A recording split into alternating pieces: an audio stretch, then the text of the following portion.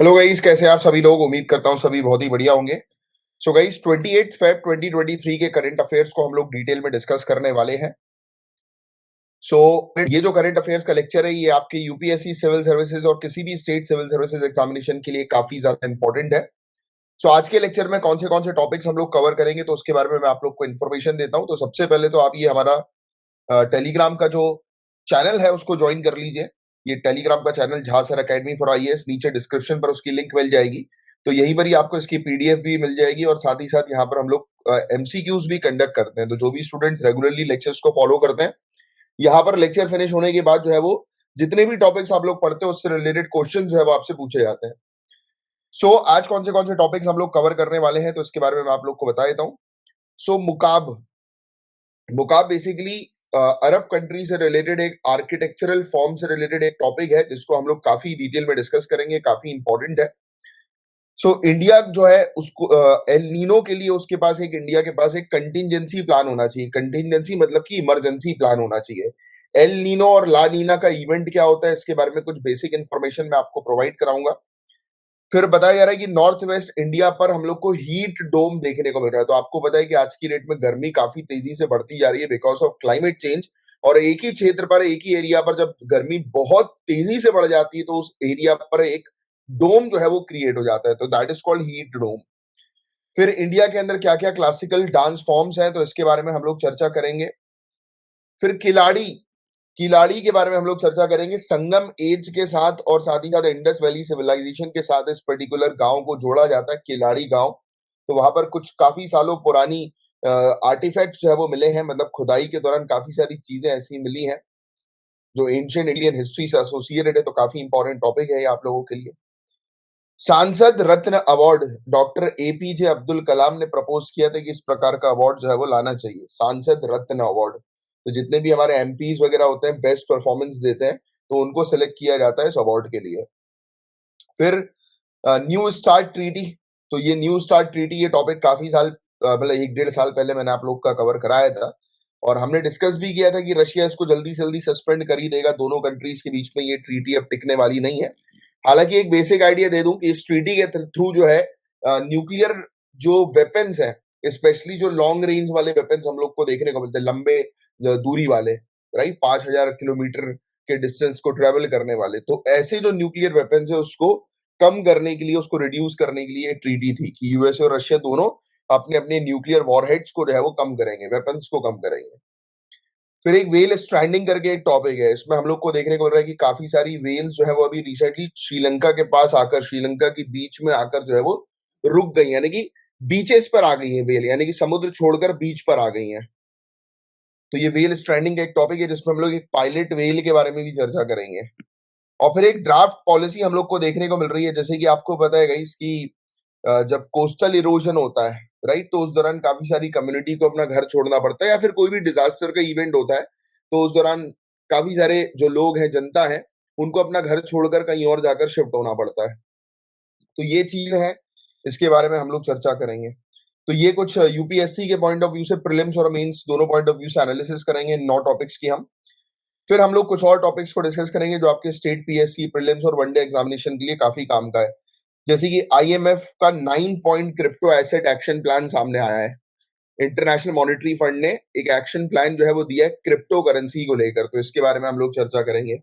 UAE जो है वो अपना सेकंड एस्ट्रोनॉट जो है वो भेज रहा है स्पेस में, राइट, सुल्तान अल नियादी। फिर अंकित गुलिया ने जो है वो जीता एक bronze medal Ibrahim Mostafa ranking series, जो एलेक्सेंड्रिया इजिप्ट में हम लोग को देखने को मिली है।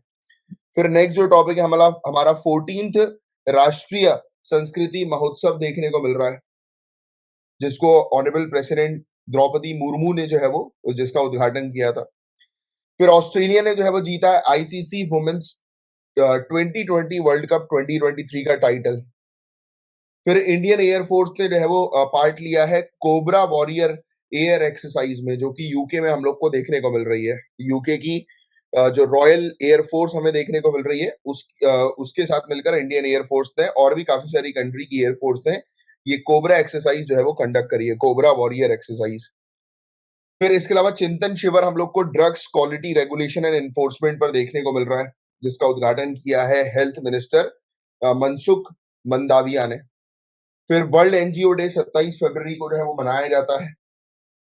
फिर मेटा प्लेटफॉर्म इंट्रोड्यूस करेगा एक LLAMA लामा आर्टिफिशियल इंटेलिजेंस के लिए, तो इसके बारे में हम लोग चर्चा करेंगे।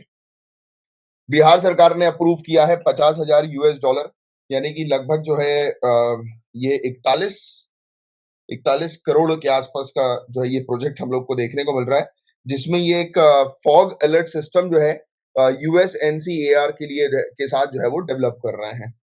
41 लाख होगा या करोड़ हो, एक मिनट को ऐसे ही कुछ है।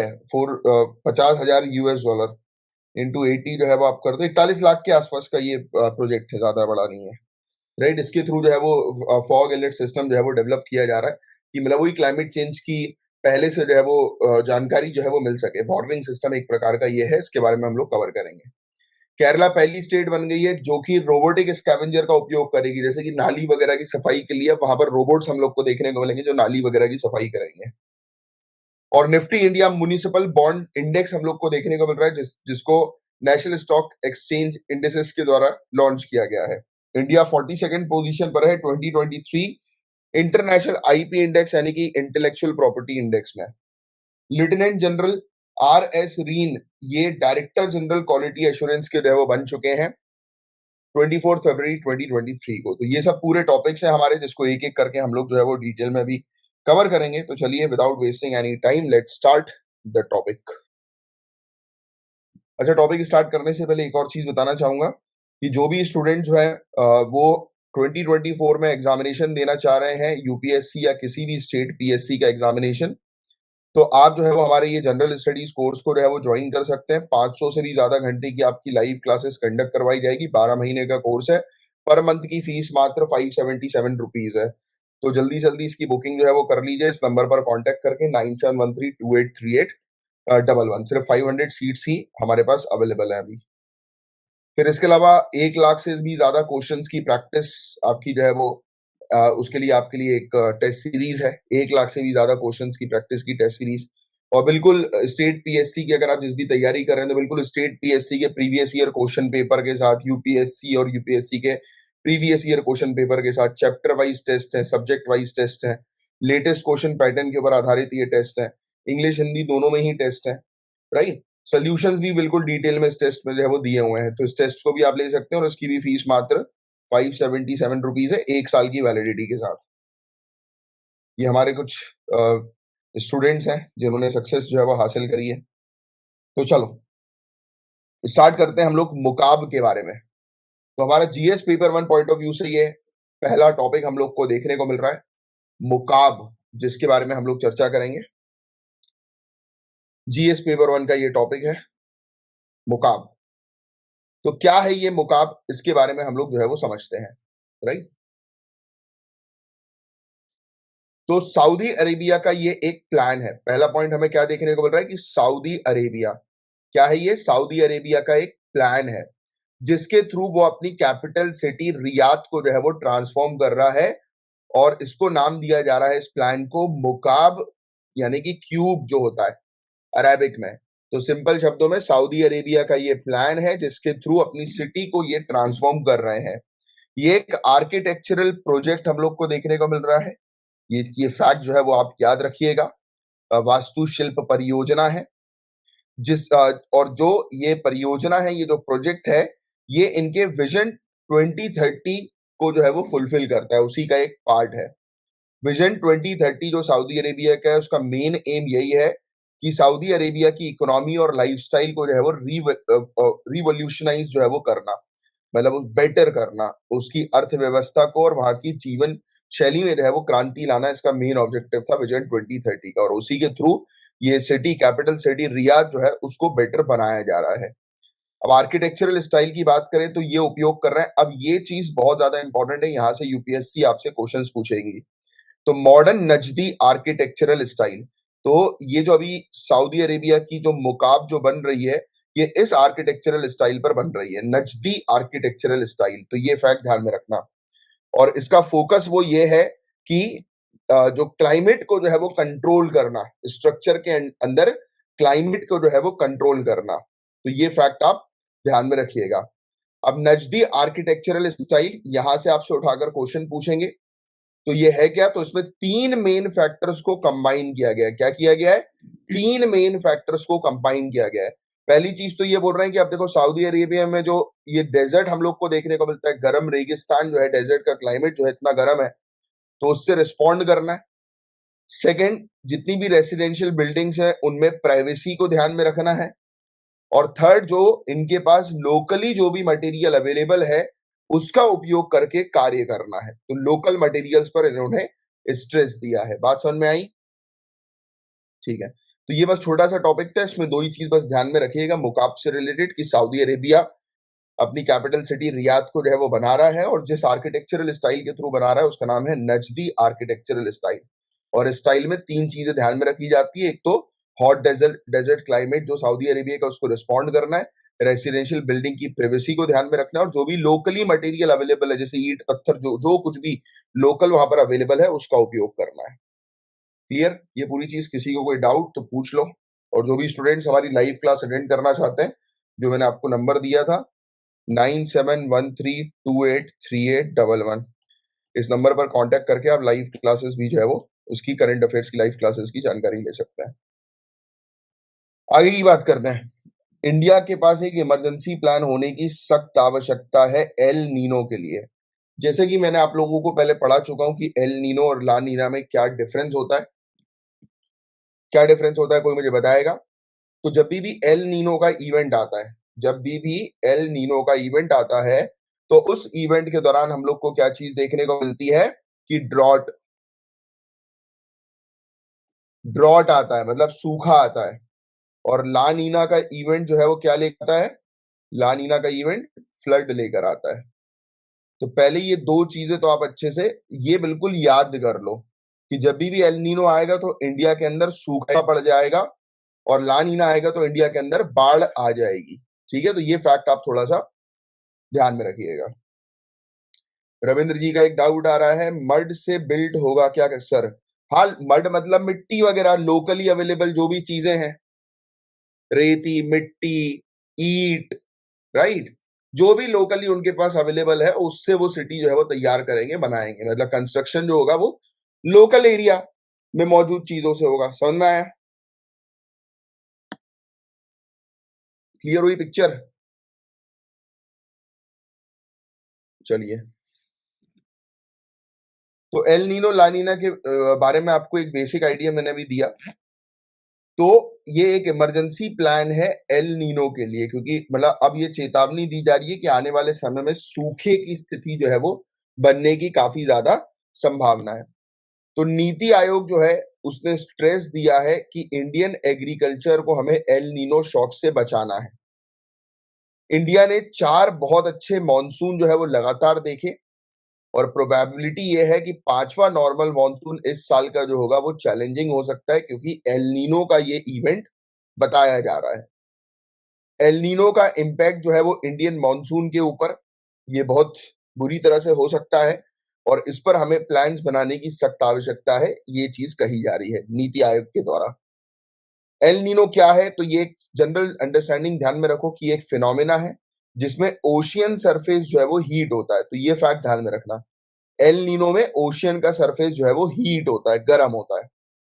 यूनाइटेड स्टेट्स गवर्नमेंट की national oceanic and atmospheric administration, इसने बोला यह है कि पॉसिबिलिटी यह है कि एल नीनो कंडीशन जो है वो इस साल डेवलप होगी। तो यूनाइटेड स्टेट्स ने भी पॉसिबिलिटी दी है एल नीनो कंडीशन के डेवलप होने की।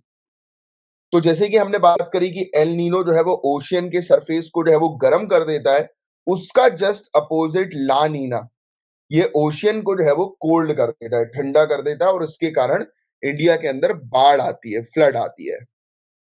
अब क्या क्या इंपैक्ट हो सकते हैं इंडिया के अंदर?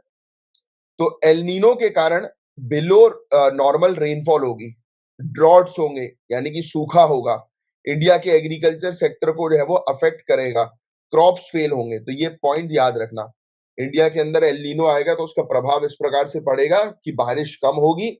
और आपको पता है कि हमारे मतलब हमारा जो एग्रीकल्चर सिस्टम है वो अभी भी जो है वो पूरी तरह से यानी कि मैक्सिमम एरिया बारिश के ऊपर अभी भी डिपेंडेंट होता है, प्रॉपर इरिगेशन फैसिलिटी नहीं है। जानते हो ना ये वाली बात सभी लोग? सो एक इमरजेंसी प्लान लाने की आवश्यकता है। एक तीन डायमेंशन का रेनफॉल, इस पर ध्यान रखने की आवश्यकता है। 3 डायमेंशन ऑफ रेनफॉल। तो रेनफॉल के 3 डायमेंशन क्या है? एक तो पानी कब गिरेगा, कितनी मात्रा में गिरेगा, कहां कहां गिरेगा। तो ये 3 चीजें ध्यान में रखनी पड़ती है। तो इसलिए जो इमरजेंसी प्लान है वो डिस्ट्रिक्ट लेवल पर बनाने की सख्त आवश्यकता है, और हम लोग को पानी को बचाने और पानी को मैनेज करने पर काम करने की सख्त आवश्यकता है, वाटर कंजर्वेशन एंड मैनेजमेंट पर। तो ये कुछ फैक्ट्स है जिसको आपको ध्यान में रखना है। अब ये ज्योग्राफी के टर्म्स के बारे में हम लोग चर्चा करें। एल नीनो, तो एल नीनो क्या है? मैंने आपको क्या बताया कि ओशियन सरफेस जो है वो हीट हो जाता है, और पूरे दुनिया भर में इसका इम्पैक्ट इफेक्ट जो है वो देखने को मिलता है। ये हर 3 से 6 साल में नजर आएगा। क्या? हर 3 से 6 साल में नजर आएगा, और लगभग 9 से 12 महीने तक चलेगा। लगभग 9 से 12 महीने तक चलेगा। इसके कारण जो है वो सूखा पड़ेगा, फ्लडिंग भी आएगी, कुछ एरियाज पर सूखा, कुछ एरिया पर फ्लड, बाढ़। टेम्परेचर में चेंजेस होंगे, राइट। और ये बिलो नॉर्मल रेनफॉल यहाँ पर हम लोग को इंडिया के अंदर देखने को मिलेगी, और इंडिया के एग्रीकल्चर सेक्टर को ये अफेक्ट करेगा। अब वैसे ही इसका जस्ट अपोजिट ला नीना, ये ज्योग्राफिकल टर्म है, ये सब ध्यान में रखना है। ला नीना जो है वो कोल्ड है, जैसे कि एल नीना जो है वो El Nino, sorry, El Nino जो है वो वार्म है, गर्म है, तो ला नीना जो है वो कोल्ड है, ठंडा है। और ये ओशन टेम्परेचर को कम कर देता है, नॉर्मल से जो है वो गिरा देता है, राइट। इंडिया के अंदर अबव नॉर्मल रेनफॉल होती है, ज्यादा रेनफॉल होती है, जिसके कारण से बाढ़ आ जाती है। इंडिया के अंदर पिछला एल नीनो इवेंट जो था वो 2018 में हम लोग को देखने को मिला था, जिसमें पानी की कमी जो है वो नजर आई। अब सरकार के क्या क्या प्रयास हैं एल नीनो के इम्पैक्ट को कम करने के लिए? क्या क्या प्रयास है सरकार के? तो मिशंस के बारे में आपको थोड़ी सी जानकारी होनी चाहिए। जैसे कि पहला, मिशन अमृत सरोवर। क्या है मिशन अमृत सरोवर? इसके थ्रू हर एक डिस्ट्रिक्ट के अंदर, हर एक जिले के अंदर 75 पॉन्ड्स डेवलप किए जा रहे हैं। हर एक जिले में 75 पॉन्ड्स डेवलप किए जा रहे हैं। इसके बाद आता है प्रधानमंत्री फसल बीमा योजना।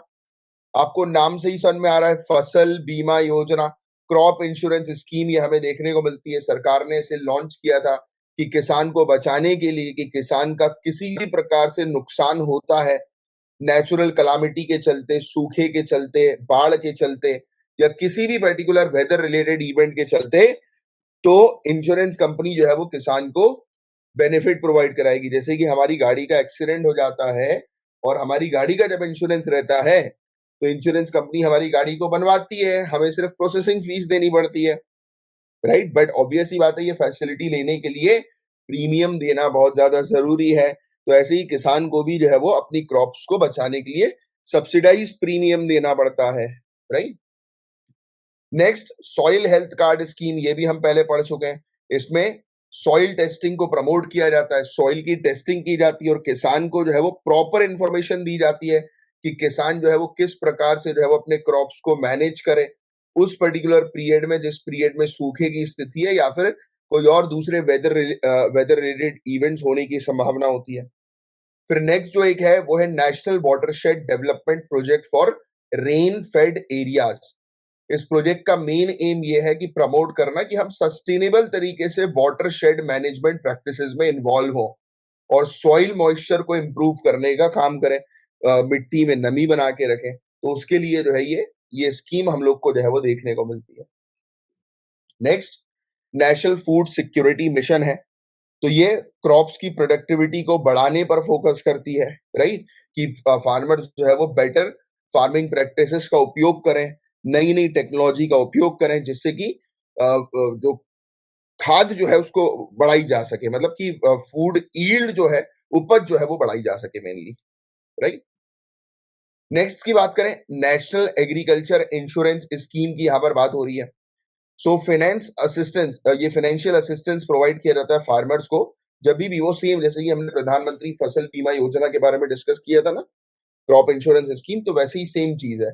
बट इस केस में जैसे ही किसान का कोई भी प्रकार से नुकसान होता है, सर्टी के चलते, यानी कि सूखे के चलते, या किसी भी इवेंट के चलते, तो किसानों को जो है वो फाइनेंशियल असिस्टेंस जो है वो सरकार की तरफ से मिलता है, राइट, कुछ धनराशि जो है वो प्राप्त होती है।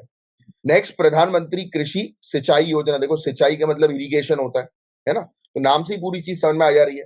तो ये उपयोग मतलब ये प्रमोट करते हैं कि पानी का जो है वो बेटर तरीके से, एफिशिएंट तरीके से उपयोग जो है वो किया जाए, राइट। इरिगेशन फैसिलिटी बढ़ाने पर ये स्कीम का फोकस रहता है।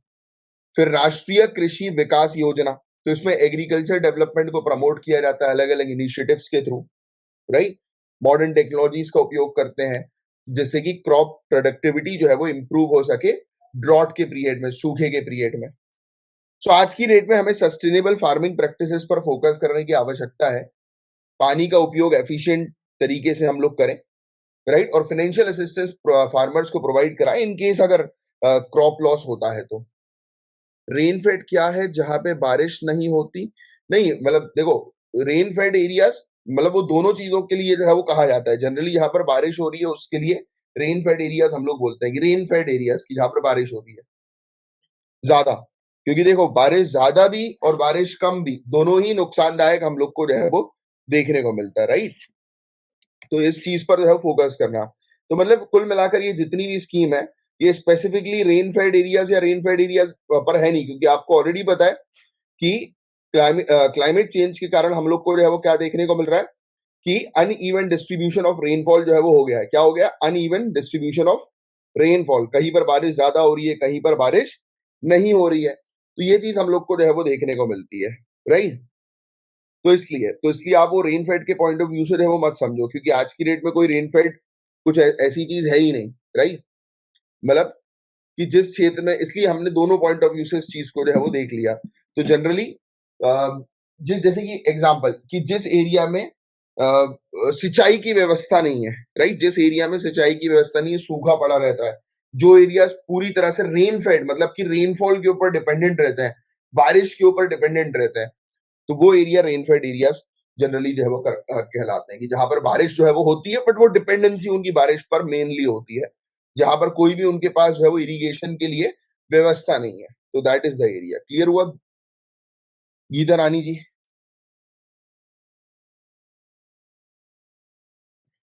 आगे बढ़े। अब देखिए, हीट डोम की यहां पर बात हो रही है, हीट डोम। तो डोम किस चीज को हम लोग बोलते हैं? ये ऐसा ऐसा ये डोम जो है वो बन जाता है जैसा आपको ये फोटो में दिखाई दे रहा है, ये डोम।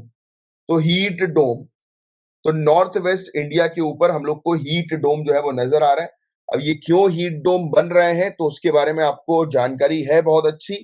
आपको ऑलरेडी पता है कि क्लाइमेट चेंज के इफेक्ट ये हम लोग को देखने को मिल रहा है, क्लाइमेट चेंज का इम्पैक्ट हम लोग को देखने को मिल रहा है, जिसके कारणवश ये हीट डोम जो है वो बन रहे हैं। तो एक रीसेंट रिपोर्ट सामने आई है जिसने बताया ये है कि हीट डोम जो है वो नॉर्थ वेस्ट इंडिया के ऊपर हट सकता है। हीट डोम्स के बारे में हम लोग बात करें तो ये एक एटमॉस्फेयर ट्रैप है हॉट ओशियन लेयर का। ये ट्रैप है कि एक जगह पर जो है वो गर्म हवा जो है वो ट्रैप हो गई है, राइट, अटक गई है। तो ये चीज हमें देखने को मिलता है। तो अब ये बनता कैसे है? तो एक्सट्रीम हीट वेव्स, जो लपटें हम लोग को या लहरें हम लोग को गर्मी की जो देखने को मिलती है एक्सट्रीम लेवल पर, तो आपको ऑलरेडी पता है कि ये लपटें जो है वो कुछ दशकों में काफी ज्यादा हो गई हैं, राइट। क्यों हो गई है? क्लाइमेट चेंज के कारण। और जब भी एक strong high pressure atmospheric condition La Nina से इन्फ्लुएंस होकर जो है वो डेवलप होती है, तो उस दौरान जो है ये डोम क्रिएट होता है। यानी कि सिंपल शब्दों पे कि ये एक वेदर फिनोमिना है, ये एक विंड सिस्टम का फिनोमिना है। और आपको ऑलरेडी पता है कि पूरा विंड सिस्टम जो है वो किस एक्टिविटी पर काम करता है, विंड कैसे चलती है, high pressure to low pressure वाले एरिया पर मूव करती है। तो जिस भी पर्टिकुलर एरिया पर एक ट्रैप क्रिएट होता है हाई और लो प्रेशर का, मतलब वहां पर आपको साइक्लोनिक एक्टिविटी भी नजर आएंगी। अभी देखिएगा हम लोग साइक्लोनिक एक्टिविटी के बारे में भी पढ़ेंगे। तो जहां पर भी ये इस प्रकार का ट्रैप हम लोग को जो है वो देखने को मिलता है हाई प्रेशर और लो प्रेशर का, तो उस जगह पर जो है ये डोम क्रिएट हो जाता है, क्योंकि वो ट्रैप जो है वो वहीं पर ही है, राइट। तो ये चीज आप ध्यान में रखिए। अब इसको जेट स्ट्रीम के साथ भी कोरिलेट किया जाता है। जेट स्ट्रीम आपको पता है कि ये फैक्ट ध्यान में रखना, वेस्ट टू ईस्ट जो है वो जेट स्ट्रीम जाती है ऊपर एटमॉस्फेयर पे ऊपर। हम लोग को देखने को मिलता है कि जेट स्ट्रीम जो है वो ट्रेवल करती है वेस्ट टू ईस्ट।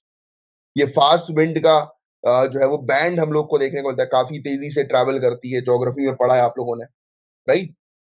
तो कहा जाता है हीट डोम जो है वो उससे कनेक्टेड होता है, उससे टाइड होता है जेट स्ट्रीम से। और नॉर्मली जेट स्ट्रीम जो है वो वेव लाइक पैटर्न में हम लोग को जो है वो देखने को मिलती है। जनरली जेट स्ट्रीम को इस प्रकार से एरो के तौर से जो है वो दिखाया जाता है, स्ट्रेट एरो के तौर से, राइट, समझाने के लिए। बट एक्चुअली ये ऊपर और नीचे वो डिपेंड करता है। अब देखो, आप इस चीज को समझिएगा, ये जेट स्ट्रीम जा रही है, अब एक हाई प्रेशर जोन जो है, या सॉरी लो प्रेशर जोन जो है वो क्रिएट हो रहा है, और एक डोम जो है वो बन रहा है। तो ये बोल रहा है कि ये जेट स्ट्रीम जो है वो ये इस प्रकार का डोम जो है वो क्रिएट कर देती है, राइट। मतलब ये जेट स्ट्रीम के कारण ही इस प्रकार का, क्योंकि वो डोम जो बनता है उसकी ये बाउंड्री जो है वो बन जाती है, इसलिए इसको कहा गया है कि हीट डोम्स जो है वो टाइड होते हैं जेट स्ट्रीम से। क्योंकि दिमाग लगाओ, जेट स्ट्रीम ऊपर चल रही है, ठीक है, अब नीचे से एक गर्म हवा जो है वो ऊपर की तरफ आएगी, तो जेट स्ट्रीम का डायरेक्शन जो है वो चेंज होगा, और जितने एरिया पर मतलब वो गर्म हवा होगी उतने एरिया पर इसका डायरेक्शन चेंज होगा, फिर वापस इसका डायरेक्शन नॉर्मल हो जाएगा। ये बात समझ रहे हो कि नहीं समझ रहे हो? कि देखो, जैसे कि ये गर्म हवा ऊपर, नीचे से ऊपर आई, तो ऊपर की तरफ जो है वो फिलअप होने लगी गर्म हवा जेट स्ट्रीम के बीच में। तो क्या हुआ, जेट स्ट्रीम का डायरेक्शन चेंज हुआ कि नहीं हुआ? जेट स्ट्रीम का डायरेक्शन चेंज हुआ, फिर वापस नॉर्मल हो गया। तो ये जो डोम क्रिएट होता है ये कहीं ना कहीं जेट स्ट्रीम के कारण होता है। बात समझ में आई यहां तक की नहीं आई, ये पहले बताओ, क्योंकि ये कुछ ऐसे सब्जेक्ट्स हैं जिस पर, ज्योग्राफी के टर्म्स जिस पर कॉन्सेप्ट क्लियर रहना आप लोगों के लिए बहुत जरूरी है। फिर से बताओ, फिर से बताता हूं। देखो, जेट स्ट्रीम आपने पढ़ा है कि ऊपर जो है वो एक जो है वो कंटिन्यूअस उसका मूवमेंट रहता है, वेस्ट टू ईस्ट की तरफ ये हवा जो है वो जाती है, पहला पॉइंट ये पढ़ा है, यस और नो? हाँ, यस पढ़ा है, ये जेट स्ट्रीम होती है, ठीक है। अब सुनो, ये नीचे एक एरिया है, यहां पर लो प्रेशर क्रिएट हो रहा है, और आपको पता है कि गर्म हवा जो है वो ऊपर की तरफ मूव करती है, ठीक है, गर्म हवा ऊपर की तरफ मूव करती है, सभी लोग जानते हो कि गर्म हवा ऊपर की तरफ मूव करती है, ऊपर जा रही है। अब जब गर्म हवा ऊपर जाएगी तब उस दौरान जो है वो क्या होगा, एक मिनट रुक जाओ, ये मिट गया, मैं एक और लाइन बनाता हूं। ये गर्म हवा जो है वो ऊपर की तरफ जाएगी, तो ये जेट स्ट्रीम जो जा रही है इसको भी अपने साथ ऊपर ले जाएगी, थोड़ा सा इसको भी अपने साथ ऊपर ले जाएगी, और जितने एरिया पर ये गर्म हवा ऊपर की तरफ जाएगी वो वाला एरिया उठेगा कि नहीं उठेगा? बोलो, वो वाला एरिया उठेगा। और फिर जैसे ही नॉर्मल कंडीशन हो जाएगी तो जेट स्ट्रीम अपने नॉर्मल पाथ पर जो है वो आ जाएगी। तो दैट मीन्स व्हाट, ये जो हीट डोम क्रिएट हो रहा है, क्या ये जेट स्ट्रीम के साथ कनेक्टेड है कि नहीं? क्या ये जेट स्ट्रीम के साथ कनेक्टेड है? हाँ, ये जेट स्ट्रीम के साथ कनेक्टेड है। बात समझ में आई? क्योंकि ऐसे टर्म पर मैं थोड़ा सा टाइम लेता हूं, और मैं चाहता हूं कि जब तक आपको ये टर्म पूरी तरह से क्लियर ना हो जाए तब तक हम आगे ना बढ़े। सभी को क्लियर? चलो, वेरी गुड। रविंद्र जी, गीता जी, क्लियर? चलो, तो ये चीज समझ में आई कि कैसे ये जेट स्ट्रीम से है कनेक्टेड। अब आगे बढ़ते हैं। मिएंडर्स जो हम लोग को जेट स्ट्रीम, मिएंडर मतलब आपने पढ़ा हुआ है ज्योग्राफी का ये टर्म, वैसे आपने ये रिवर के लिए पढ़ा हुआ मिएंडर्स, तो ये वही चीज है। मिएंडर जो जेट स्ट्रीम के अंदर हमें देखने को मिलते हैं वो बिग हो जाते हैं। ये देखो, अब ऐसे देखो आप, ये मिएंडर, अब समझ में आया जो मैं आपको समझा रहा था? ये जेट स्ट्रीम जा रही है, नीचे जो है ये नीचे से गर्म हवा जो है वो ऊपर की तरफ जो है वो आई, और मिएंडर्स जैसी सिचुएशन जो है वो बन गई। क्लियर हुआ? अब ये नेक्स्ट पॉइंट से वाला पॉइंट क्लियर हुआ कि नहीं हुआ, ये बताओ। तो मिएंडर जो बन जाते हैं जेट स्ट्रीम के अंदर वो बड़े हो जाते हैं और बहुत स्लोली स्लोली मूव करते हैं, और एक जगह पर स्टेशनरी हो जाते हैं, यानी कि अटक जाते हैं। और जब ये एक जगह पर स्टेशनरी हो जाते हैं, जब ये अटक जाते हैं, तो वो जो एरिया जो होता है वो क्या बन जाता है, एक ऐसे डोम के तौर पर वो एरिया बन जाता है, ऐसे डोम के तौर पर। क्लियर? अब सुनो, तो अब आपको ऑलरेडी पता है, मुझे आप लोग को बताने की जरूरत नहीं, जब बहुत ज्यादा गर्मी होती है तो उस दौरान क्या होता है, उस दौरान लोगों की हालत खराब हो जाती है। ह्यूमन बॉडी जो है होती है वो बहुत बुरी तरह से हालत खराब हो जाती है। Human body is not cooled as much by sweating. आपको एक चीज पता है, हमें जो पसीना निकलता है वो किस पर्पस के लिए पसीना निकलता है? हमारी हीट को रिलीज करने के लिए। पसीना जब पूछा जाए क्वेश्चन, पसीना क्यों निकलता है, तो हमारी हीट को रिलीज करने के लिए पसीना निकलता है। तो जब ये सिचुएशन आती है हीट वेव की या हीट डोम की, तो उस दौरान हमारी बॉडी से जो स्वेटिंग जो होती है वो भी एक्सेसिव हीट को रिलीज नहीं कर पाती। उसके लिए ये बहुत जरूरी है कि एयर कंडीशंस का होना बॉडी को कूल करने के लिए, राइट, कि बिना एयर कंडीशनर के जो है वो बॉडी कूल नहीं होगी। और एयर कंडीशंस क्लाइमेट चेंज को अफेक्ट करते हैं। हालांकि आज की डेट में एयर कंडीशंस अच्छी क्वालिटी के बन गए हैं जो अफेक्ट जो है वो नहीं कर रहे हैं, बट फिर भी अब आप सोचो, काफी सारे लोग जो एयर कंडीशन अफोर्ड नहीं कर सकते, काफी सारे लोग हैं, उनका क्या होगा? मतलब इसका मतलब तो यही हो गया कि क्लाइमेट चेंज में जो अमीर है वो बच जाएगा, गरीब जो है वो निपट जाएगा। इस चीज को आपको एज ऑफिसर खत्म करना है, क्योंकि मेनली आपका काम जो होगा वो कोई गरीब नहीं कोई अमीर नहीं, सभी जनता को इक्वल प्लेटफॉर्म पर रखकर आपको प्रोटेक्ट करने का आपका काम होगा। और जो वल्नरेबल है उनको ज्यादा आपको सपोर्ट करना रहेगा। तो हीट के कारण लोग बीमार हो रहे हैं, डेथ हो रही है लोगों की। ग्लोबल वार्मिंग के कारण टेम्परेचर ऑलरेडी हाई हो रहा है, और अब जब ये हीट डोम जैसी सिचुएशन डेवलप हो रही है तो और भी सिचुएशन को वर्स्ट कर दे रही है।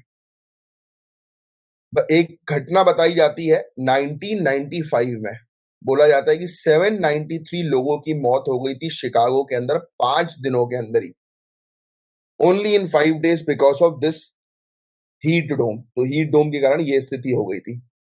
अब हीट वेव्स के बारे में आपको ऑलरेडी पता है कि गर्म लहरें, तरंगे, तरंगे नहीं लहरें होगा, गर्मी की लहरें। सो पीरियड ये ऐसा होता है हॉट वेदर का जो कि करीब 2 दिन से ज्यादा के दिन का रहता है। अपन बोलते हैं ना कि लू चल रही है, तो ये वही वाला पीरियड हम लोग को देखने को मिलता है। रविंद्र जी कुछ लिख रहे हैं, सर जो शराब पीते हैं उनको भी पसीना आता है, तो क्या उनका भी बॉडी टेम्परेचर रिलीज करता है क्या? शराब पीने वाले लोग को पसीना, मैंने ये पहली बार ये चीज, मैंने सूसू के बारे में तो सुना है कि जो शराब पीते हैं वो ज्यादा वॉशरूम यूज करते हैं। पसीने का तो आई डोंट नो यार। अब ये बात अलग है वो धूप में खड़ा होकर शराब पी रहा है तो वो बात अलग है, बट पसीना का तो मैंने ऐसा कुछ नहीं देखा। समटाइम्स इट हैपेंस, समटाइम्स मैं आपको एक्सपीरियंस एक बताता हूँ कि पसीना आप उस केस में बोल रहे थे जैसे कि लोग जब खाना खाते हैं ना उनको भी पसीना आता है।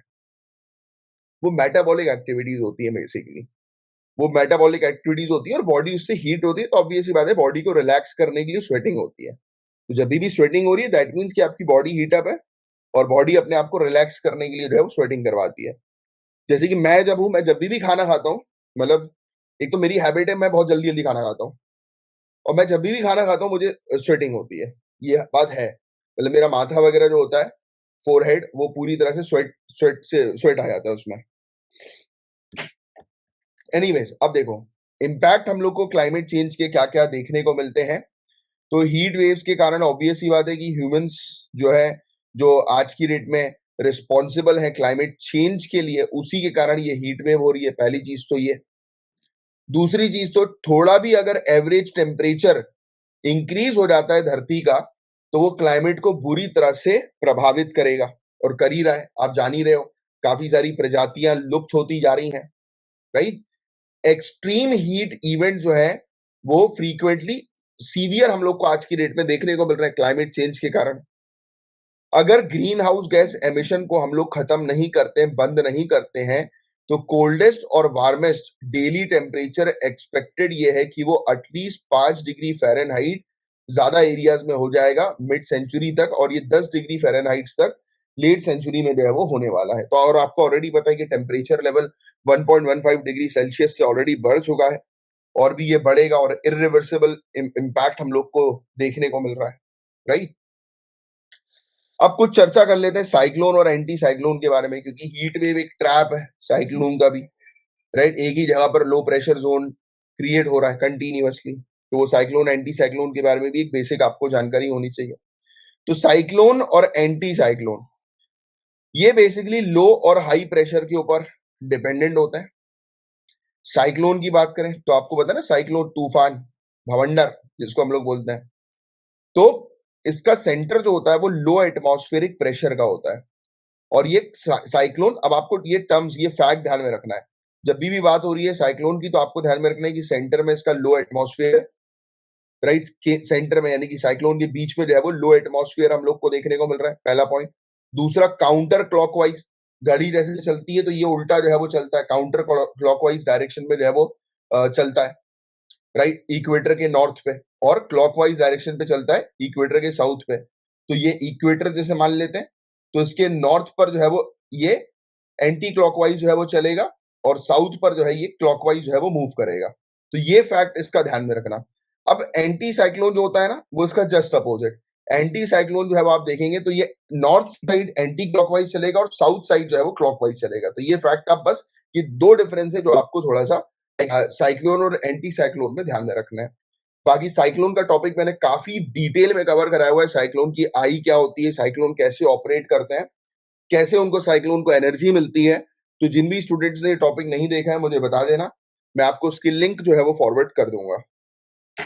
काफी इंपॉर्टेंट टॉपिक है वो, जिसमें पूरी चीज साइक्लोन से रिलेटेड कवर्ड है। हालांकि ये टॉपिक हमारा हीट डोम का था, तो हमारा मेन जो ऑब्जेक्टिव था वो ये था कि हीट डोम को हम लोग कवर करें। तो मैं उम्मीद करता हूँ हीट डोम से रिलेटेड अच्छी अंडरस्टैंडिंग आपको हो गई होगी।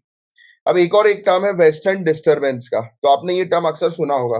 कब सुना ये आपने टर्म? जब भी सर्दियों में बारिश होती है तो ये कहा जाता है ना कि ये बारिश हो रही है, उसकी वजह है वेस्टर्न डिस्टर्बेंस। तो ये एक्स्ट्रा ट्रॉपिकल स्टॉर्म है, ये भी एक तूफान हम लोग को देखने को मिल रहा है जो कि मेडिटेरेनियन क्षेत्र पर जो है वो ओरिजिनेट होता है। कहां पर ओरिजिनेट होता है ये तूफान वेस्टर्न डिस्टर्बेंस का? मेडिटेरेनियन क्षेत्र पर, जो मेडिटेरेनियन सी है ना जहां पर, उस क्षेत्र पर। और ये डिस्टरबेंस जो है वो वेस्ट से ईस्ट की तरफ आता है, राइट। मिडिल ईस्ट से ईरान, अफगानिस्तान, पाकिस्तान होकर इंडियन कॉन्टिनेंट तक पहुंच जाता है, इंडियन सब कॉन्टिनेंट पर। और डिस्टरबेंस का मतलब ये है कि डिस्टर्ब्ड या फिर रिड्यूस्ड एयर प्रेशर, कि एयर प्रेशर में डिस्टरबेंस हो गया। और जब भी वेस्टर्न डिस्टरबेंस होता है तो ठंडी जो है वो बहुत ज्यादा हो जाती है। ठंडी से पहले बारिश भी आती है, राइट, कि बारिश होती है फिर उसके बाद, और इवन जैसे कि हिमालय पर जब स्नोफॉल्स होने लगते हैं तो उसको भी कई बार रिलेट किया जाता है वेस्टर्न डिस्टरबेंस के साथ, राइट। जैसे यहाँ पर नजर आ रहा है कि बारिश जो है वो हम लोग को देखने को मिलती है हिमालय के अंदर, जो है वो स्ट्रॉन्ग सिस्टम जो है वो देखने को मिलता है, नजर आता है, राइट।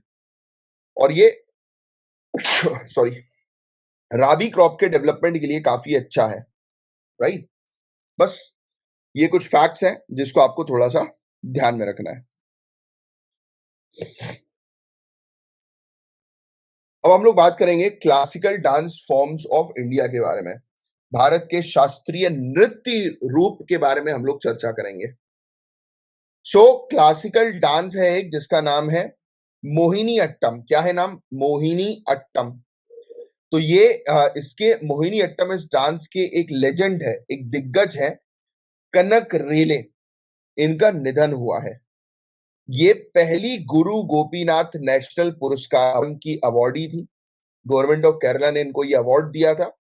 इन्होंने रिकॉर्ड भी बनाया था 1977 में, पहली इंडिया की पीएचडी इन डांस जो है वो इन्होंने हासिल करी थी। पीएचडी इन डांस पहली इनको मिली थी।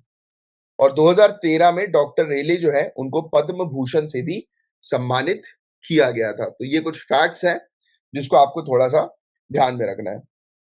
अब क्लासिकल डांस फॉर्म की बात करें कि इंडिया के अंदर जो क्लासिकल डांस फॉर्म्स हैं, तो भारत मुनि आप ध्यान में रखना, भारत मुनि इसका नाट्य शास्त्र है, इनकी किताब नाट्य शास्त्र। ये आर्ट ऑफ ड्रामा, डांस और म्यूजिक की किताब है।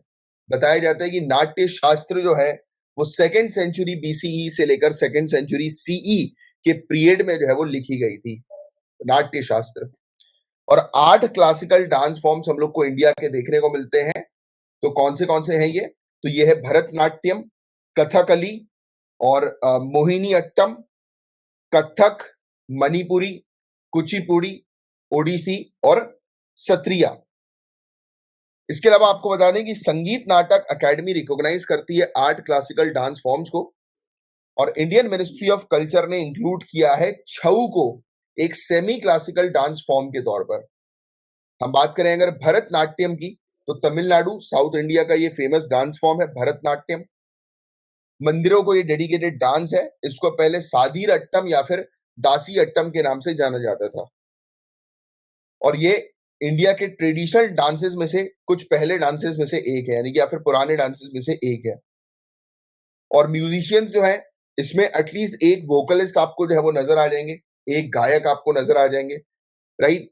मृदंगम एक फ्लूइस्ट आपको नजर आ जाएंगे, यानी कि ढोलक ड्रम बजाने वाले, बीन बजाने वाले, बीन मतलब फ्लूट मतलब उसको क्या बोलोगे आप, बांसुरी, राइट, बांसुरी बजाने वाले, वीणा बजाने वाले, राइट। तो ऐसे आपको इसमें जो टीम है वो इस प्रकार की देखने को मिलेगी।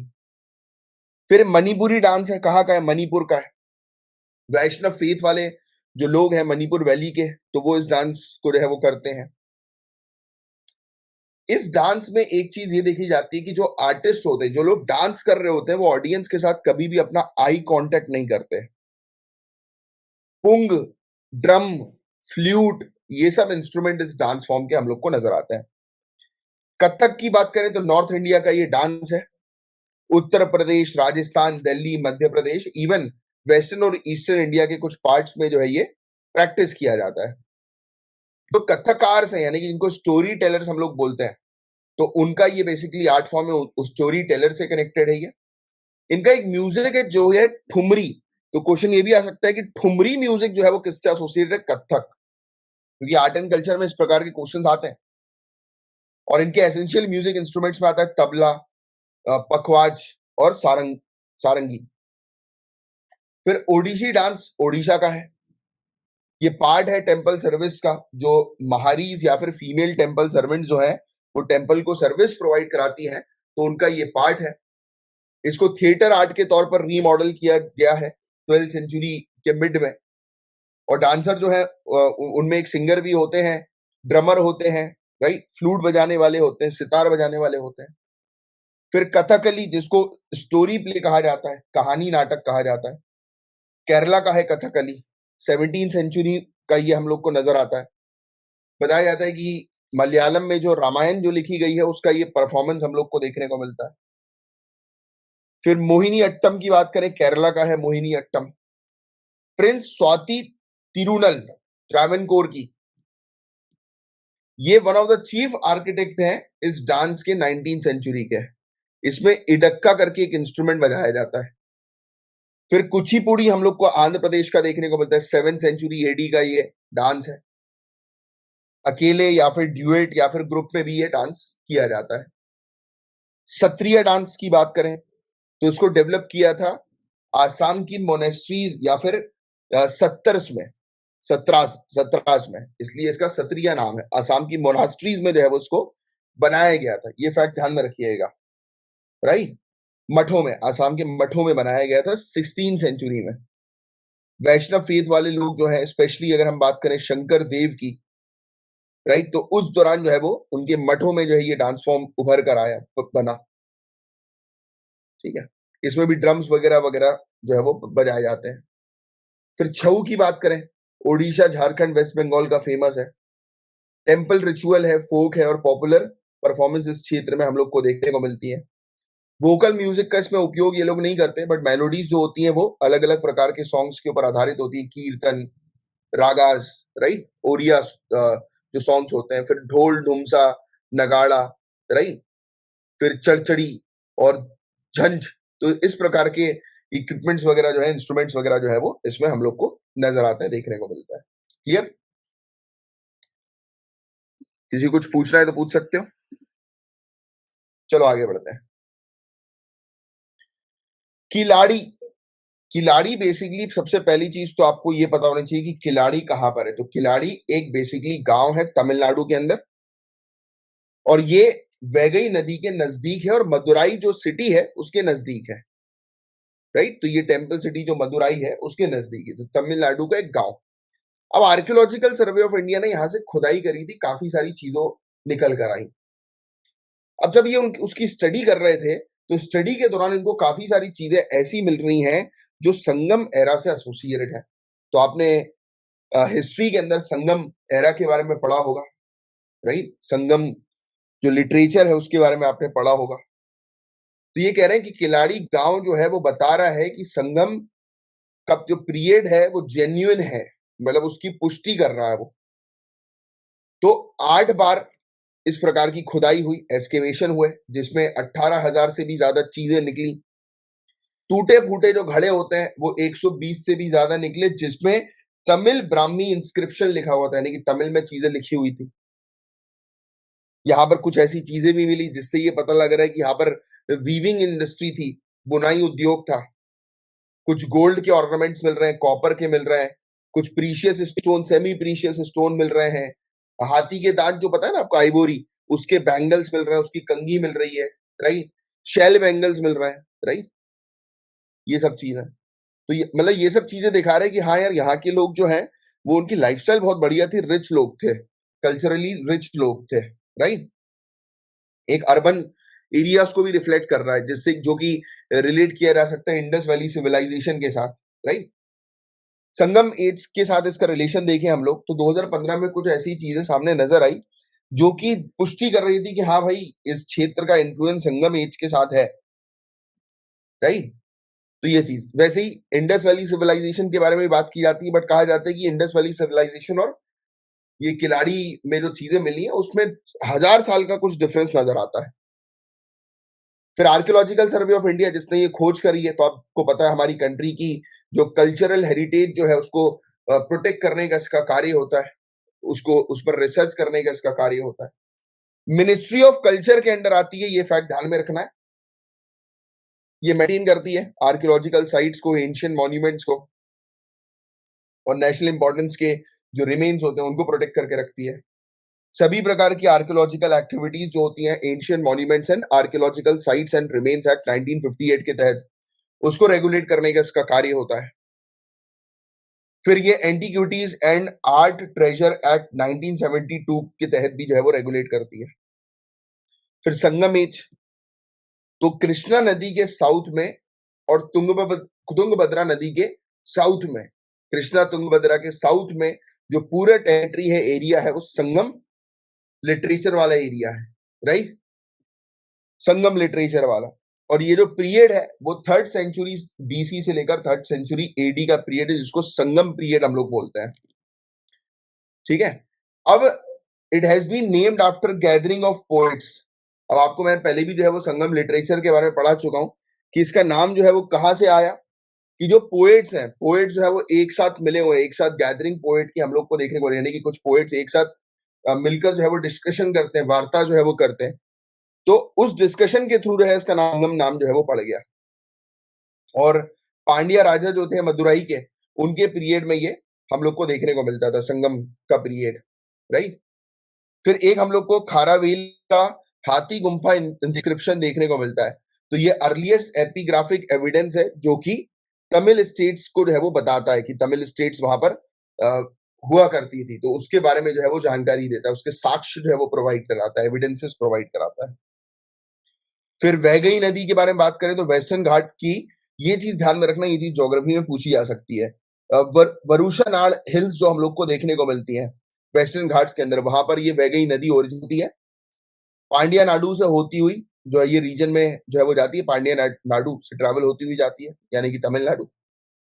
इसकी मेन ट्राइब्यूटरी की बात जो है वो हम लोग करें तो वो है सुरुलियारू, मुल्लाईयारू, वारागनाधी, मंजलारू, कोटागुड़ी, कृधुमाल, उपारू। और वैगई जो है वो पाक स्ट्रेट आपको जो है वो ऑलरेडी पता है कि पाक स्ट्रेट वाला एरिया जो है वो कौन सा, साउथ वाला एरिया। आप रामेश्वरम गए होगे तो वहां पर आपको एक पम्बन ब्रिज नजर आएगा, या फिर आपने चेन्नई एक्सप्रेस देखी होगी तो चेन्नई एक्सप्रेस में एक बड़ा बढ़िया सा ब्रिज जो है वो नजर आता है, जो कि पम्बन ब्रिज हम लोग को जो है वो देखने को मिलता है, राइट। बहुत ब्यूटीफुल सा है। तो वहीं पर ही पार्क स्ट्रेट है, तो वहां पर जाकर उसी क्षेत्र में जाकर ये नदी जो है वो मिल जाती है, वैगई नदी, ठीक है। तो ये चीज हमने संगम के बारे में जो है डिस्कस करी, जिसके बारे में एक आपको आइडिया होना चाहिए। रविंद्र जी लिख रहे हैं एक टॉपिक डाउट है, एमसीक्यू नंबर 178 थोड़ा बता दें। अभी नहीं, पहले अपन ये टॉपिक्स कंप्लीट कर लें, फिर उसके बाद लास्ट में बताऊंगा मैं। अभी के डाउट्स अभी के टॉपिक से रिलेटेड होने चाहिए, फिर जैसे ही क्लास खत्म होती है उसके बाद फिर आपको कोई डाउट है तो वो एंटरटेन किया जाएगा। इन बिटवीन अब ये सब डाउट्स मत पूछा करो, क्योंकि वो मैं बताऊंगा नहीं अननेसेसरली, मैं आपको पहले ही बोल चुका हूँ। पहले एक बार क्लास फिनिश होने दो, उसके बाद पूछो ये बात के डाउट्स। एंड ये मैं आपको ऑलरेडी बता चुका हूँ, ये इस कोर्स में एनरोल हो जाओ, बहुत ही बेहतरीन कोर्स होने वाला ही है, मात्र 577। और प्रमोट करो, जो भी अपने स्टूडेंट्स हैं ये शेयर जरूर कर दो, इसका स्क्रीनशॉट जो है वो लेकर थोड़ा सा क्रॉप कर देना, या इसकी फोटो आपको टेलीग्राम पे मिल जाएगी, अपने व्हाट्सएप पे लगा दो, टेलीग्राम पे शेयर कर दो ग्रुप्स वगैरह में, क्योंकि आप ही हमारे सपोर्टर्स हो। तो 500 प्लस घंटे की जीएस की लाइव क्लास होगी आपकी, 280 प्लस घंटे की करंट अफेयर्स की क्लास होंगी। लाइव क्लास की रिकॉर्डिंग्स भी आपको मिल जाएंगी, पीडीएफ नोट्स आपके लिए अवेलेबल होंगे, राइट। ऑनलाइन और ऑफलाइन, यानी कि अगर आप भोपाल मध्य प्रदेश से बिलोंग कर रहे हैं, फीस सेम ही रहेगी। ऑनलाइन ऑफलाइन में कोई हमने वो नहीं किया डिफरेंशिएशन। 577 पर मंथ में आओ, ऑफलाइन क्लास भी ले हो। फिर इसके अलावा प्रीलिम्स मेंस इंटरव्यू तीनों की तैयारी होगी। नया बैच जो है वो शुरू हो रहा है बहुत जल्दी, 12 महीने का बैच होगा, इंग्लिश हिंदी दोनों में। तो उसकी बुकिंग तुरंत के तुरंत करवा लो। 577 रुपीज पर मंथ। हम तो फिर से, वो आपके ऊपर है रविंद्र जी, आपको लेना है 2024 के लिए तो आप ले सकते हो। It is totally your choice. 2024 के लिए बैच जो है वो आ रहा है। रिवीजन के तौर के लिए अगर लेना चाहो तो ले सकते हो। और बाकी प्रमोट जरूर करना, शेयर जरूर करना सभी लोग। और जो भी स्टूडेंट यूट्यूब पे हमारे लेक्चर को देखते हैं, शेयर जरूर किया करो, लाइक का बटन हिट किया करो। एल्गोरिदम उससे इंप्रूव होता है यूट्यूब का, जिससे कि अपन को भी मोटिवेशन आएगा कि हाँ भाई, कि रीचेस पहुंच रहा है, सही जगह पर अपन काम कर रहे हैं। चलो, सांसद रत्न अवार्ड्स के बारे में यहां पर बात हो रही है। प्राइम मिनिस्टर ने अभी रिसेंटली कांग्रेचुलेट किया है एमपीज को, जिनको ये सांसद रत्न अवार्ड 2023 मिला है। हमारे जो former honourable president doctor APJ Abdul Kalam ji जो थे, उनसे उनकी टीचिंग से इंस्पायर होकर ये अवार्ड सामने आया, और इस अवार्ड को 2010 में शुरू किया, सांसद रत्न अवार्ड। इसमें जो भी टॉप परफॉर्मिंग एमपीज जो होते हैं उनको सिलेक्ट किया जाता है, यानी कि जो भी member of parliament best performance देते हैं अपना। बेस्ट परफॉर्मेंस मतलब कि उनको जज किया जाता है कि कितने पार्लियामेंट के अंदर कितने क्वेश्चंस वो पूछ रहे हैं, प्राइवेट मेंबर बिल्स किस प्रकार से इंट्रोड्यूस हो रहे हैं, डिबेट्स में किस प्रकार से पार्टिसिपेट कर रहे हैं, कितनी अटेंडेंस है उनकी, जो उनको पैसा दिया गया है एमपी लैड के थ्रू, राइट, वो उसका वो प्रॉपर यूटिलाइजेशन कर रहे हैं कि नहीं कर रहे हैं, राइट। और भी दूसरी स्कीम्स के थ्रू उनको जो पैसा मिला है उसको यूटिलाइज कर रहे हैं कि नहीं कर रहे हैं। तो ये सब चीजें देखकर ज्यूरी जो है वो सिलेक्ट करती है, और ज्यूरी जो कमेटी की होती है जो सिलेक्ट करती है, उसमें पार्लियामेंटेरियंस होते हैं, मेंबर होते हैं सिविल सोसाइटीज के, राइट। फिर सांसद रत्न अवार्ड जो है ये गवर्नमेंट ऑफ इंडिया नहीं देती है, ये प्राइम पॉइंट फाउंडेशन देती है। तो ये फैक्ट बस थोड़ा सा ध्यान में रखना। ये न्यूज हमें पता थी कि रशिया न्यू स्टार्ट ट्रीटी को जो है वो सस्पेंड करेगा ही करेगा। यूएसए और रशिया के रिलेशंस ऑलरेडी खराब हो ही चुके हैं, पास्ट में भी खराब थे, उतने ज्यादा कुछ अच्छे नहीं थे, बट अब और स्थिति जो है वो यूक्रेन वॉर के कारण जो है वो खराब हो गई है, राइट। तो ये वाली चीज आप ऑलरेडी जानते हैं। तो रिसेंटली रशिया ने सस्पेंड कर दिया, रद्द कर दिया कि वो अब न्यू स्टार्ट ट्रीटी में पार्टिसिपेट नहीं करेगी। ये आखिरी ट्रीटी थी, आखिरी मिलिट्री एग्रीमेंट की ट्रीटी रशिया के साथ। सो न्यू स्टार्ट ट्रीटी क्या है? तो इसको officially treaty between United states of America and Russian federation on measures for the further reduction and limitation of strategic offensive arms के नाम से जाना जाता है। नाम से ही समझ में आ रही है पूरी चीजें, कि पहली पॉइंट में ये लिखा है कि ट्रीटी है ये यूएसए और रशिया के बीच में, क्लियर। ये ट्रीटी है यूएसए और रशिया के बीच में, किस चीज को लेकर? तो कहीं आपको रिडक्शन वर्ड नजर आ रहा है कि मेजर्स फॉर फर्दर रिडक्शन, कि उपाय लिए जाएं फर्दर रिड्यूस करने के लिए। क्या चीज रिड्यूस करने के लिए? तो आपको रिडक्शन के नीचे ही आर्म्स नजर आ रहा होगा, मैं आपको दिखा देता हूं। ये रिडक्शन के नीचे ही आर्म्स नजर आ रहा होगा कि मेजर्स, उपाय लिए जाएं कि रिड्यूस करें, लिमिट करें स्ट्रेटेजिक ऑफेंसिव आर्म्स को, मतलब वेपन्स को कम करने से रिलेटेड ये हम लोग को देखने को मिलता है। न्यू स्टार्ट ट्रीटी, दोनों ही कंट्रीज अपने अपने वेपन्स को जो है वो रिड्यूस करें। बात समझ में आई? स्टार्ट का फुल फॉर्म क्या है? स्टार्ट का फुल फॉर्म है स्ट्रेटेजिक आर्म्स रिडक्शन ट्रीटी। नाम से समझ में आ रहा है, स्ट्रेटेजिक आर्म जो है, वेपन जो है उसको रिड्यूस करना है।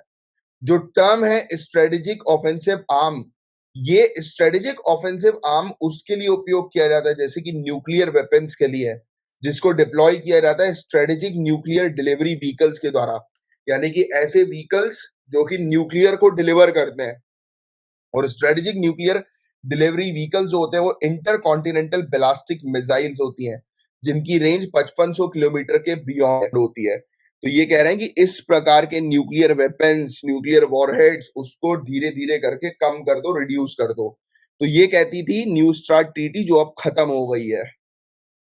इस ट्रीटी को 2010 में साइन किया था और जॉय बिडेन ने इसको 2026 तक जो है वो एक्सटेंड कर दिया। बराक ओबामा ने इसको साइन किया था। हालांकि इससे पहले भी ट्रीटी थी। न्यू स्टार्ट तो इसका एक नया नाम है। इससे पहले स्टार्ट वन हुआ करती थी जो साइन हुई थी यूएसए और रशिया के बीच में या फिर यूएसएसआर के बीच में 1991 में और 1994 में लागू हुई। फिर स्टार्ट वन आ जाती है। स्टार्ट वन को रिप्लेस कर दिया सॉर्ट ने, स्ट्रेटेजिक ऑफेंसिव रिडक्शन ट्रीटी ने, राइट, जिसको ट्रीटी ऑफ मॉस्को के नाम से भी जाना जाता था। फिर बाद में एक नई न्यू स्टार्ट ट्रीटी आई। तो ऐसे ये 3 न्यूक्लियर वेपन्स को रिड्यूस करने के लिए ट्रीटी रशिया और यूएसए के बीच में हम लोग को ऑलरेडी देखने को मिल चुकी है। बात समझ में आई सभी के? अब क्लियरली लिखा है कि ये दोनों ही कंट्रीज को जो है वो रेस्ट्रिक्ट करती है। किस चीज पर रेस्ट्रिक्ट करती है? कि वो बोलते हैं कि दोनों ही कंट्रीज स्ट्रेटेजिक न्यूक्लियर वॉरहेड्स को 1550 से कम कर दें और अपने लॉन्चर्स को और हैवी बॉम्बर्स को 800 से कम कर दें। तो ये बोलते हैं। ये याद रखने की जरूरत नहीं है, काम की चीज नहीं है। अच्छा, इस ट्रीटी के थ्रू ये भी होता है कि रशिया और यूएसए के जो ऑफिशियल्स हैं, राइट, वो हर साल जो है वो आकर विजिट करें, एक दूसरी कंट्री में जाकर चेक करें, राइट। अब ये ट्रीटी जो है वो खत्म हो गई है। अब उसका मतलब साफ साफ यही है कि अब यूनाइटेड स्टेट्स रशिया के ऊपर मॉनिटर नहीं कर पाएगा, राइट। तो ये एक चीज है जिसके बारे में एक आपको आइडिया होना चाहिए। बस छोटा सा टॉपिक था।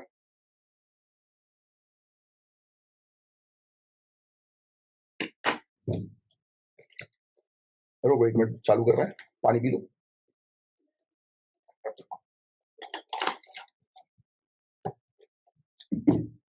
अब जीएस पेपर 3 का ये टॉपिक है, व्हेल स्ट्रैंडिंग।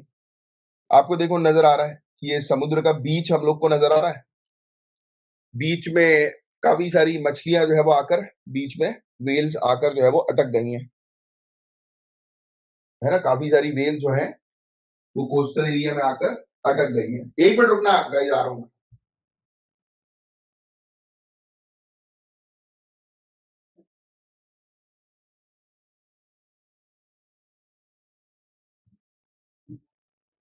चलिए कंटिन्यू करते हैं।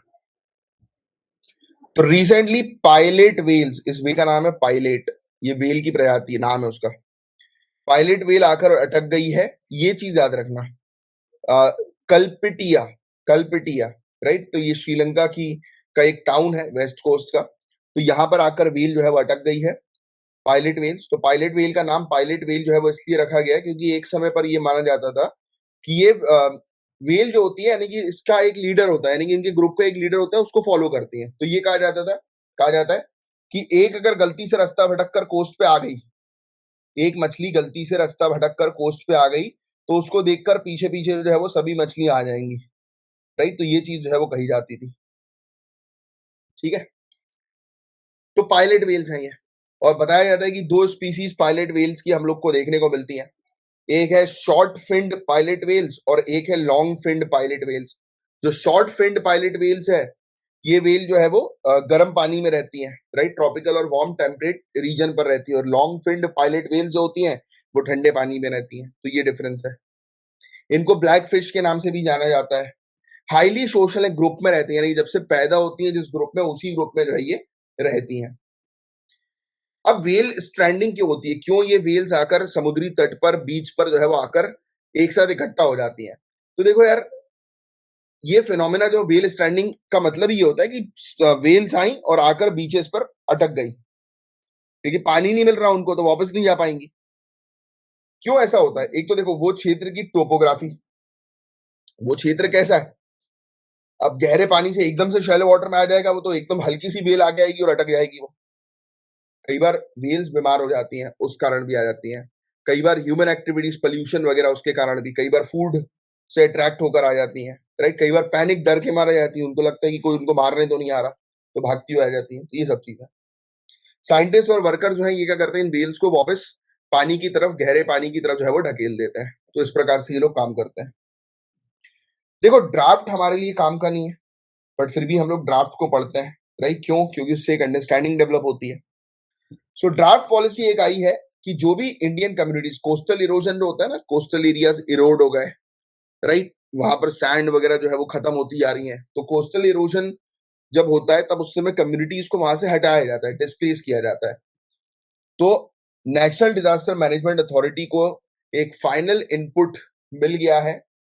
इंडिया की पहली नेशनल पॉलिसी बन रही है जिसके थ्रू जो भी लोग रिवर और कोस्टल इरोजन से अफेक्टेड होते हैं तो उनको डिस्प्लेस किया जाएगा, उनको रिहैबिलिटेट किया जाएगा, मतलब उनको एक नई जगह अलॉट की जाएगी।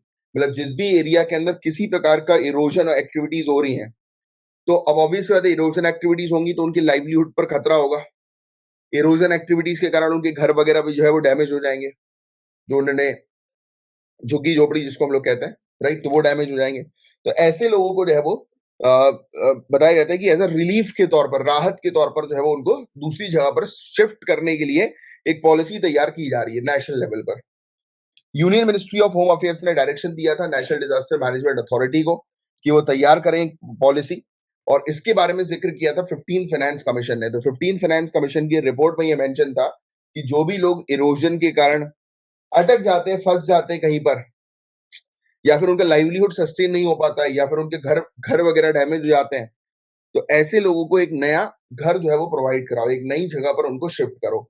और इससे रिलेटेड पॉलिसी बनाने के लिए 15 फाइनेंस कमीशन ने कहा था। So national disaster management authority जो है उसने नेशनल लेवल पर कंसल्ट किया अलग अलग सेंट्रल मिनिस्ट्रीज के साथ, स्टेट गवर्नमेंट डिपार्टमेंट्स के साथ, एनजीओस के साथ, और मिलकर इस ड्राफ्ट पर काम किया।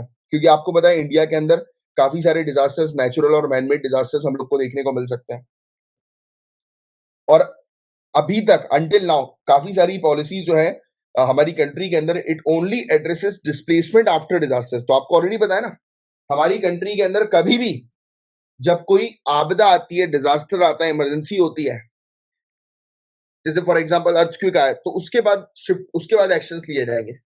मतलब डिजास्टर्स के बाद एक्शन लेने की यहां पर बात होती है हमारी कंट्री के अंदर, बट पॉलिसी ऐसी बनाई जा रही है कि हम पहले से ही एनालाइज करेंगे कि ये क्षेत्र जो है वो सही नहीं है, यहाँ पर लोग जो है वो डैमेज हो सकते हैं, लोगों की जान और उनकी प्रॉपर्टीज पर खतरा हो सकता है, तो उससे पहले ही उनको रिहैबिलिटेट किया जाएगा। तो ये कह रहा है ये पॉलिसी।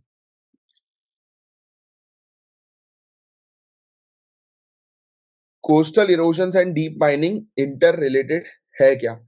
नहीं, coastal erosion is different, deep mining is different.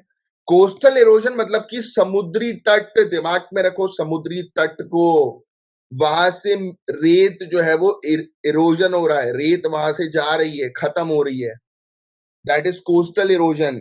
हम सॉइल इरोजन की बात करते हैं ना कि मिट्टी जो है वो इरोड हो रही है, प्लांट्स नहीं है, तो वैसे ही कोस्टल इरोजन मतलब वहां से मिट्टी, रेत, ये सब चीजें बह रही हैं, समझे? Deep mining is different. Deep mining मतलब समुद्र के नीचे जाकर माइनिंग करना, deep mining that is called. Questions आए तो रिलेटेड क्या करें? मतलब किससे रिलेटेड क्वेश्चंस आए? इंटर रिलेटेड क्वेश्चन नहीं, ये इस पे कोई इंटर रिलेशन नहीं है वैसे, ठीक है। आगे की बात करते हैं। 15 फाइनेंस कमीशन की रिपोर्ट के थ्रू 1500 करोड़ रुपए 2021 से 2026 तक एलोकेट किए गए हैं। किस पर्पस के लिए? कि नेशनल डिजास्टर मैनेजमेंट फंड जो है लगाया जा रहा है, यानी कि जो फंड जो होगा वो प्रिवेंट करेगा इरोजन को। नेक्स्ट 1000 करोड़ रुपए एलोकेट किए गए हैं कि लोगों को डिस्प्लेस करने के लिए, रिहैबिलिटेट करने के लिए। दोनों ही फंड्स में स्टेट गवर्नमेंट 25% कंट्रीब्यूट करेगी और नॉर्थ ईस्टर्न स्टेट जो है वो 10% कंट्रीब्यूट करेगी। नेशनल डिजास्टर मैनेजमेंट अथॉरिटी जो है ये जितने भी एलोकेशन है, जितने भी खर्चे है, उसको कोऑर्डिनेट करेगी नेशनल डिजास्टर रिलीफ फंड और नेशनल डिजास्टर मैनेजमेंट फंड के तहत, राइट। तो national disaster management authority coordinator है एक प्रकार से, ये ध्यान में रखो। अच्छा, डिस्ट्रिक्ट डिजास्टर मैनेजमेंट अथॉरिटी जो होगी ये इंप्लीमेंट करेगी डिस्ट्रिक्ट लेवल पर पूरी चीजों को। अब ये क्या करेगी? ये प्लान बनाएगी, ये डिजास्टर मैनेजमेंट अथॉरिटी प्लान बनाएगी कि हमें कैसे जो है वो चीजों को ठीक करना है, और इस प्लान को ये सबमिट करेगी स्टेट डिजास्टर मैनेजमेंट अथॉरिटी के पास, और स्टेट डिजास्टर मैनेजमेंट अथॉरिटी से भेजेगी नेशनल डिजास्टर मैनेजमेंट अथॉरिटी के पास, और नेशनल लेवल पर इसका एनालिसिस होगा। फिर इसका फाइनल अप्रूवल होम मिनिस्ट्री की हाई लेवल कमिटी देगी और फिर फंड रिलीज करेगी। तो आपने क्या स्ट्रक्चर समझा है कि डिस्ट्रिक्ट में, क्योंकि लोग बाग जो है वो डिस्ट्रिक्ट में अफेक्टेड होंगे, डिस्ट्रिक्ट में या फिर गांव में लोग अफेक्ट होंगे, तो डिस्ट्रिक्ट लेवल की बॉडी जो है वो प्लान बनाएगी, स्टेट लेवल की बॉडी उस प्लान को जो है वो अपने पास रखकर भेजेगी, नेशनल लेवल की बॉडी के पास, जहां पर एनालिसिस होगा और एनालिसिस होने के बाद होम मिनिस्ट्री की हाई लेवल कमेटी डिसबर्स करेगी फंड की, हाँ चलो ठीक है, अप्रूव करेगी और डिसबर्स करेगी। क्लियर? तो ऐसे काम चलेगा। अब क्या क्या चैलेंजेस और रिकमेंडेशंस हैं? तो पॉलिसी के अंदर इरोजन लिंक डिस्प्लेसमेंट हम लोग को देखने को मिल रहा है, मतलब कि जहां पर भी इरोजन हो रहा है वहां पर आप डिस्प्लेसमेंट कर रहे हो, बट कई बार लोग डिपोजिशन के कारण भी डिस्प्लेस होते हैं, होता है ना कई बार। अब जैसे फॉर एग्जांपल कि नदी अपने साथ जो है वो बहुत सारी मिट्टी लेकर आ गई, लोग बाग किसी कोई एक गांव है, उस क्षेत्र में भर गई मिट्टी, भर गई पूरी, तो लोग उस मिट्टी से परेशान होकर भी भग जाते हैं, चले जाते हैं, डिस्प्लेस हो जाते हैं। तो यहां पर यह बोला जा रहा है कि आपने इरोजन के लिए तो लोगों की व्यवस्था करवा रहे हो, बट डिपोजिशन के लिए नहीं करवा रहे हो, ये एक इशू है। आप जो पैसा लगाओगे वो क्लियर नहीं है कि पैसा कहां पर कितना लगेगा। आप जो पैसा लगाओगे वो क्लियर नहीं है कि पैसा कहां पर कितना लगेगा। जहां पर जिस डिस्ट्रिक्ट ने पहले प्लान बना लिया उस डिस्ट्रिक्ट को पहले पैसा मिल जाएगा, तो ये भी गलत है। पॉपुलेशन डेंसिटी को कंसिडर करना जरूरी है कि किस क्षेत्र में कितनी पॉपुलेशन है, उस हिसाब से फंड एलोकेट करो, क्योंकि ज्यादा पॉपुलेशन ज्यादा खर्चा, राइट? तो ऐसी चीजों पर काम करना जरूरी है।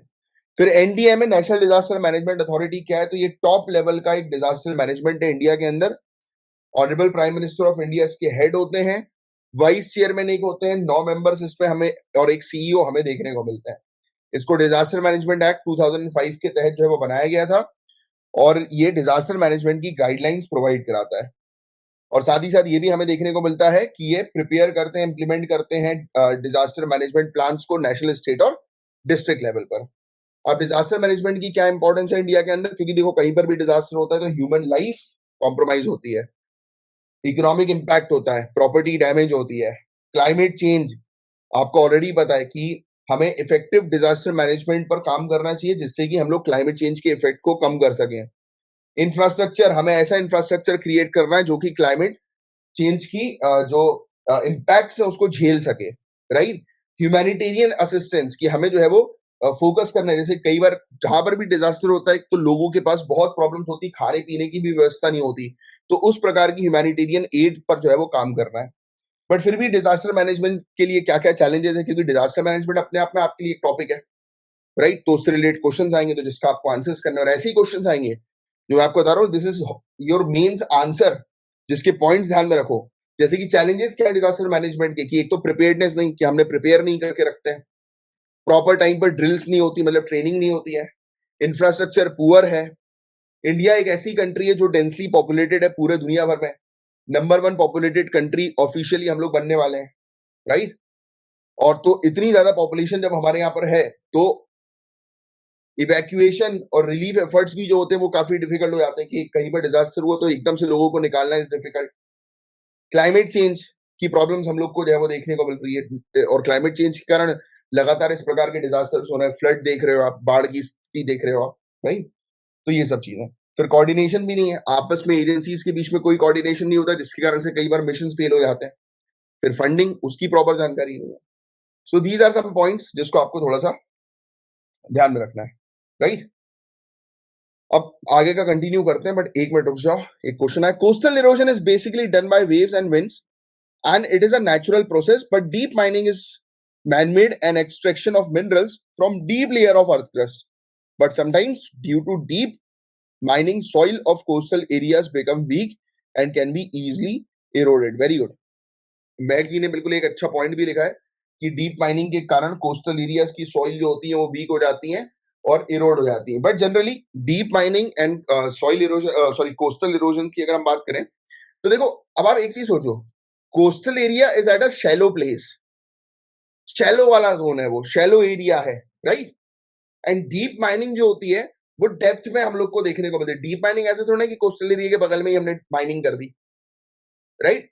This activity, this process happens मतलब वहां पर थोड़ा सा दूर जाकर, राइट? डीप में, समुद्र के डेप्थ में, कितना 15,000 meter, I think somewhere around that, 15,000 नहीं, 5,000 या 1,500 मीटर ऐसा कुछ था, 1,500 मीटर था आई थिंक, कि उस एरिया पर जो है वो ये डीप माइनिंग जो है वो कंडक्ट होती है। राइट, मिनिमम इतने एरियाज पर। तो ये चीज है, वेरी गुड। देखो इस प्रकार से स्टेटमेंट लिखो, इस प्रकार से हैबिट बना लो। बहुत सही जा रहे हो महक जी, इस प्रकार से हैबिट बनाओ, एक तो पॉइंट वाइज आंसर्स करने की, और प्रॉपर ऐसा बिल्कुल कि डिफाइंड इस तरीके से हो कि मजा आ जाए पढ़ने वाले को। आपका ये स्टेटमेंट पढ़ के मजा आ गया मुझे, बहुत बढ़िया। चलिए आगे कवर करते हैं हम लोग, एक मिनट। हाँ, आईएमएफ जो है वो 9 point crypto asset action plan लेकर आया है। क्या लेकर आया है? 9 point crypto asset action plan. अच्छा, उससे पहले ये चीज आपको बतानी है कि टेलीग्राम ग्रुप को ज्वाइन कर लो, वहां पर मतलब थोड़ी देर के बाद जो है आपके एमसीक्यू भी वहां पर आ जाएंगे। अपडेटेड रहिएगा, एमसीक्यूज 9 बजे, अभी 9 बजे जो है 9 AM पर आपके एमसीक्यू जो है वहां पर अपलोड हो जाएंगे, यानी कि जो भी आज की क्लास में आप पढ़ रहे हो उससे रिलेटेड क्वेश्चंस आपको वहां पर मिल जाएंगे। सो और सभी लोग अटेंड किया करो, क्योंकि पढ़ रहे हो उसके बाद क्वेश्चंस दे रहे हो तो आपको पता तो लगे कितने सही हो रहे हैं कितने गलत। इंटरनेशनल मॉनिटरी फंड अब ये बोल रहे हैं, इन्होंने दिया है एक्चुअल में 9 points crypto asset action plan. ये डायरेक्शंस दे रहे हैं कंट्रीज को कि किस प्रकार से क्रिप्टो एसेट को हैंडल किया जाए। इन्होंने क्लियरली बोल दिया है कि बिटकॉइन को लीगल टेंडर मत दो, यानी कि अपनी कंट्री के अंदर बिटकॉइन को चलने मत दो। क्योंकि देखो लीगल टेंडर क्या होता है, जैसे कि हम अपने जेब में जो रुपया है उस रुपया का उपयोग जो है वो हम किसी भी पर्टिकुलर शॉप पे कर सकते हैं। बट एग्जाम्पल के तौर पर मेरे पास पाउंड है, राइट, डॉलर है। अब मैं जाकर जो है वो किसी शॉप में जाकर जो है वो ये नहीं बोल सकता कि वो बोलेगा कि इतने रुपए हो गए, मैंने उसको $2 दे दिए, वो नहीं एक्सेप्ट करेगा। अब अच्छा हाँ ठीक है, अब आप बोलोगे सर मुंबई और दिल्ली में तो एक्सेप्ट कर लेते हैं, it is a choice. Delhi में आप जाएंगे पहाड़गंज और वेरियस एरियाज पर तो एक्सेप्ट कर लेते हैं वो लोग। मुंबई में आप जाएंगे बहुत सारी जगहों पर तो वो एक्सेप्ट कर लेते हैं, राइट, क्योंकि उनका रेगुलर रहता है। बट इंडिया के अंदर वो लीगल टेंडर नहीं है। तो लीगल टेंडर मतलब कि गवर्नमेंट ने मतलब आप रिफ्यूज नहीं कर सकते। लीगल टेंडर में जो चीज है उसको लेने से आप रिफ्यूज नहीं कर सकते। जैसे कि आप मेरे पास अगर आ रहे हो और आप जैसे मुझे फॉर एग्जाम्पल की जो पैसे जो है वो दे रहे हो, राइट, अब मैं आपसे बोलूंगी नहीं मैं ये पैसे नहीं लूंगा, मुझे तो चाहिए क्या बोलते हैं डॉलर्स चाहिए, डॉलर में लूंगा तभी तो मैं सामान दूंगा। आप मेरे मेरे खिलाफ केस कर सकते हो, राइट, कि मैं एक्सेप्ट नहीं कर रहा। तो ये चीज होती है। क्लियर, पॉइंट समझ में आया? तो बताया ये गया है आईएमएफ ने कि बिटकॉइंस को स्पेशली लीगल टेंडर मत दो। क्यों मत दो? अगर आप दोगे तो आपकी कंट्री की करेंसी की स्टेबिलिटी जो है वो डैमेज होगी। इंटरनेशनल लेवल पर जो ये पूरा जो सिस्टम है मॉनेटरी सिस्टम, ये इंपैक्ट होगा, इसको हार्म होगा। और central American country El Salvador, आपको पता है एल सेल्वाडोर के बारे में पहले हम पढ़ चुके हैं। ये पहली कंट्री थी जिसने बिटकॉइन को लीगल टेंडर जो है वो घोषित किया था 2021 में। कंट्रीज को अपना खुद का एक इंटरनेशनल अरेंजमेंट्स क्रिएट करना चाहिए जिसके थ्रू ये मॉनिटर कर सके, रेगुलेट कर सके क्रिप्टो करेंसी को। और क्रिप्टो एक डिजिटल करेंसी, आपको ऑलरेडी पता है, इसके बारे में पहले भी कई बार हम लोग पढ़ चुके हैं। और बजट 2022 में ये फैक्ट ध्यान में रखना, सरकार ने ये अनाउंस किया है कि जिस भी व्यक्ति को क्रिप्टो करेंसी से फायदा होता है उस पर सरकार 30% टैक्स लेगी। इंडिया के अंदर क्रिप्टो करेंसी को रेगुलेट नहीं किया जाता, राइट, किसी भी सेंट्रल अथॉरिटी के थ्रू। और 2000 sorry G20 finance minister and central bank governors की जो मीटिंग थी, उस मीटिंग के दौरान जो है वो क्रिप्टो एसेट जो है वो एक मेजर रिस्क है फाइनेंशियल स्टेबिलिटी के लिए, इस चीज को एक्सेप्ट किया गया था कि जितनी भी ये करेंसी चल रही है ना, बिटकॉइंस वगैरह क्रिप्टो करेंसी, तो बोल रहे हैं ये फाइनेंशियल स्टेबिलिटी के लिए बिल्कुल खराब है। एंड ये जो मीटिंग जो थी इसमें सेंट्रल बैंक डिजिटल करेंसी की बात हुई, जो कि हमारा एक पायलट प्रोजेक्ट है, ई रूपी जिसको हम लोग कहते हैं, राइट। तो ये एक फैक्ट है। यूएस ने भी लीगल टेंडर दे दिया है crypto bitcoin.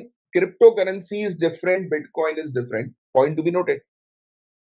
Crypto currency is different and bitcoin is different. Bitcoin एक क्रिप्टो करेंसी है, बट क्रिप्टो करेंसी ये एक टर्म है, एक ऐसी करेंसी का ये टर्म है जो कि ब्लॉक लेजर टेक्नोलॉजी पर काम करती है। किस पर काम करती है? ब्लॉक लेजर टेक्नोलॉजी पर, राइट। पहले भी हम इस चीज को पढ़ चुके हैं।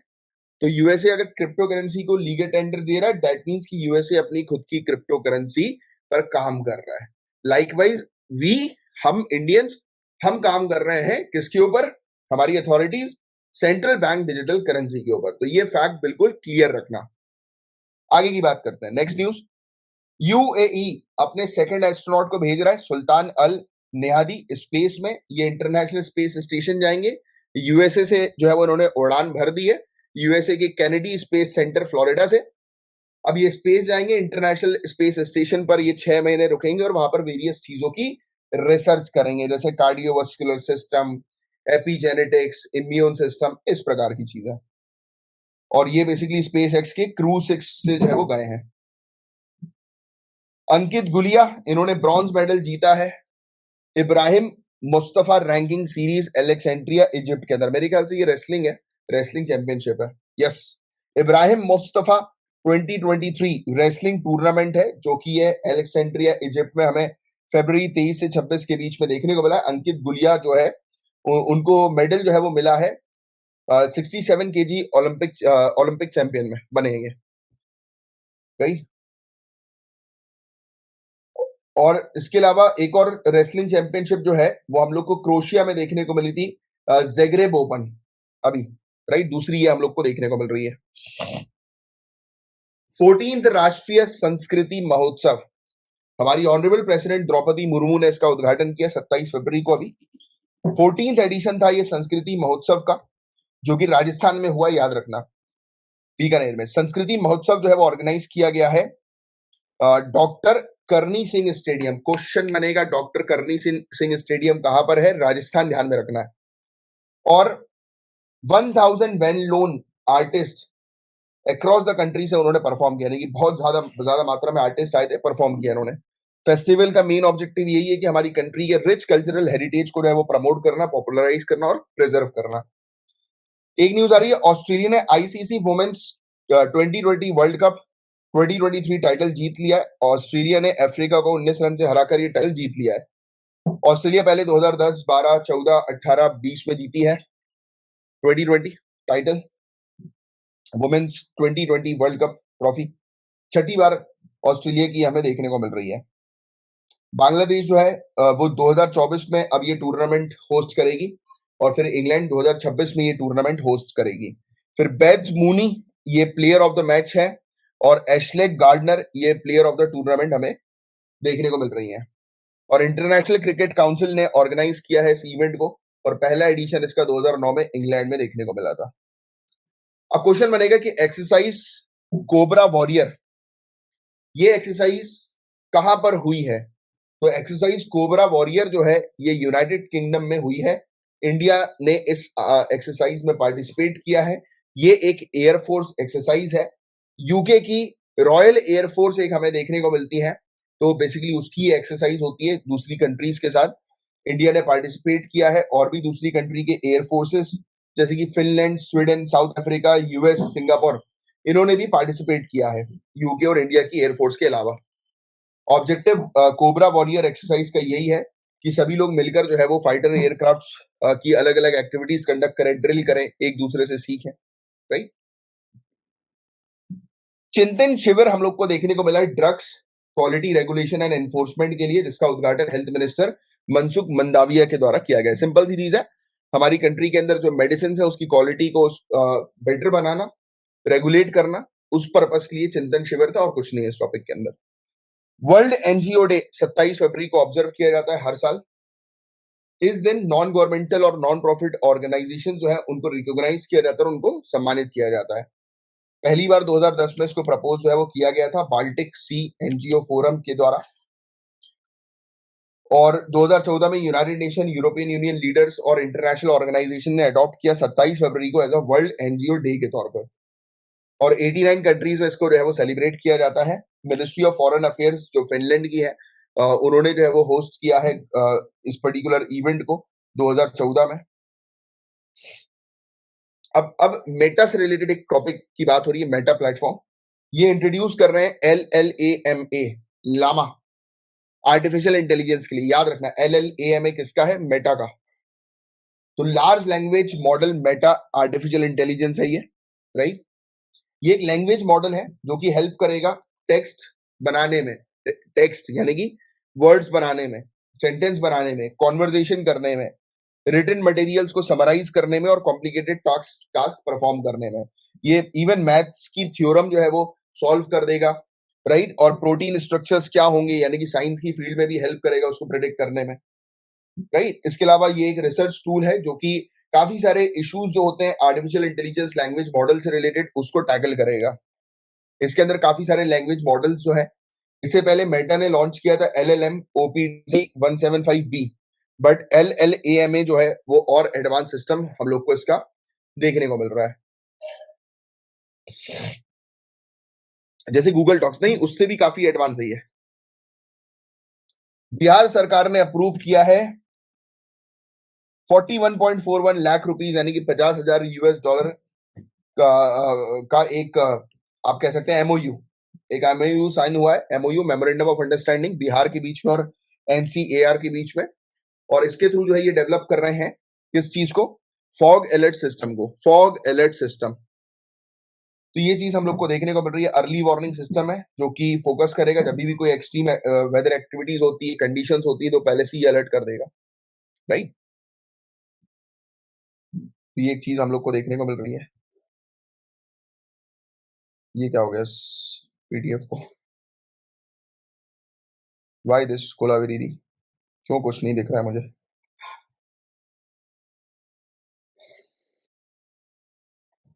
ये एक PDF डैमेज हो गई है। कौन सा 11वीं न्यूज है, मुझे 1 मिनट का समय दो, मैं पढ़ के सुना देता हूँ। पता नहीं ऐसा क्यों हो गया, हो जाता है कभी कभी, बड़े बड़े शहरों में ऐसी छोटी मोटी बातें होती रहती है सेनोरिटा। 1 मिनट रुकना, बस 2-3 न्यूज और है, मैं एक बार चेक कर लेता हूँ कि मैंने जो आपको PDF फॉरवर्ड करी है उसमें भी ये इशू है क्या। नहीं, मैंने जो आपको PDF फॉरवर्ड करी है, हाँ जी, उसमें भी एक इशू है, उसमें भी एक इशू आ गया है।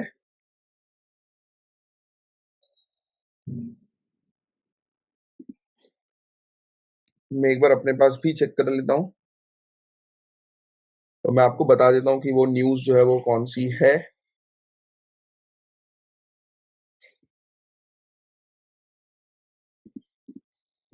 नहीं, डैमेज हो गई वाली फाइल, सॉरी अबाउट इट, ये वाली फाइल डैमेज हो गई। अपन इंडेक्स से चेक कर लेते हैं कि हमारा जो इंडेक्स था वो क्या बोलता है, कौन सी न्यूज के बारे में, मैं आपको बता दूंगा। अच्छा, सिंपल सी न्यूज है, 1 मिनट रुक जाओ।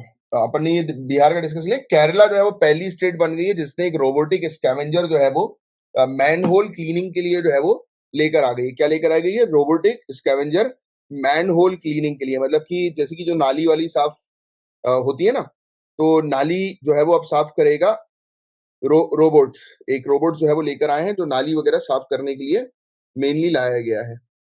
1 मिनट रुक जाओ, मैं इसमें एक फैक्ट आपको और बता देता हूँ। हाँ, और बैंडीकूट ये लिखेंगे आप, अपने पास लिख लो, ये न्यूज लिख लो। इसमें डैमेज हो गया तो क्या हुआ, आप तो अपने पास बना के चलो अपना। बैंडीकूट ये इसका नाम है, ठीक है। BANDICOOT, क्या है, BANDICOOT। ये एक रोबोटिक स्कैवेंजर हम लोग को देखने को मिलता है, रोबोटिक स्कैवेंजर, स्कैवेंजर केरला का, ठीक है। तो ये फैक्ट आप थोड़ा सा ध्यान में रखना, बस यही चीज बस ध्यान में रखनी है और कुछ नहीं है इसके अंदर, इस टॉपिक के अंदर।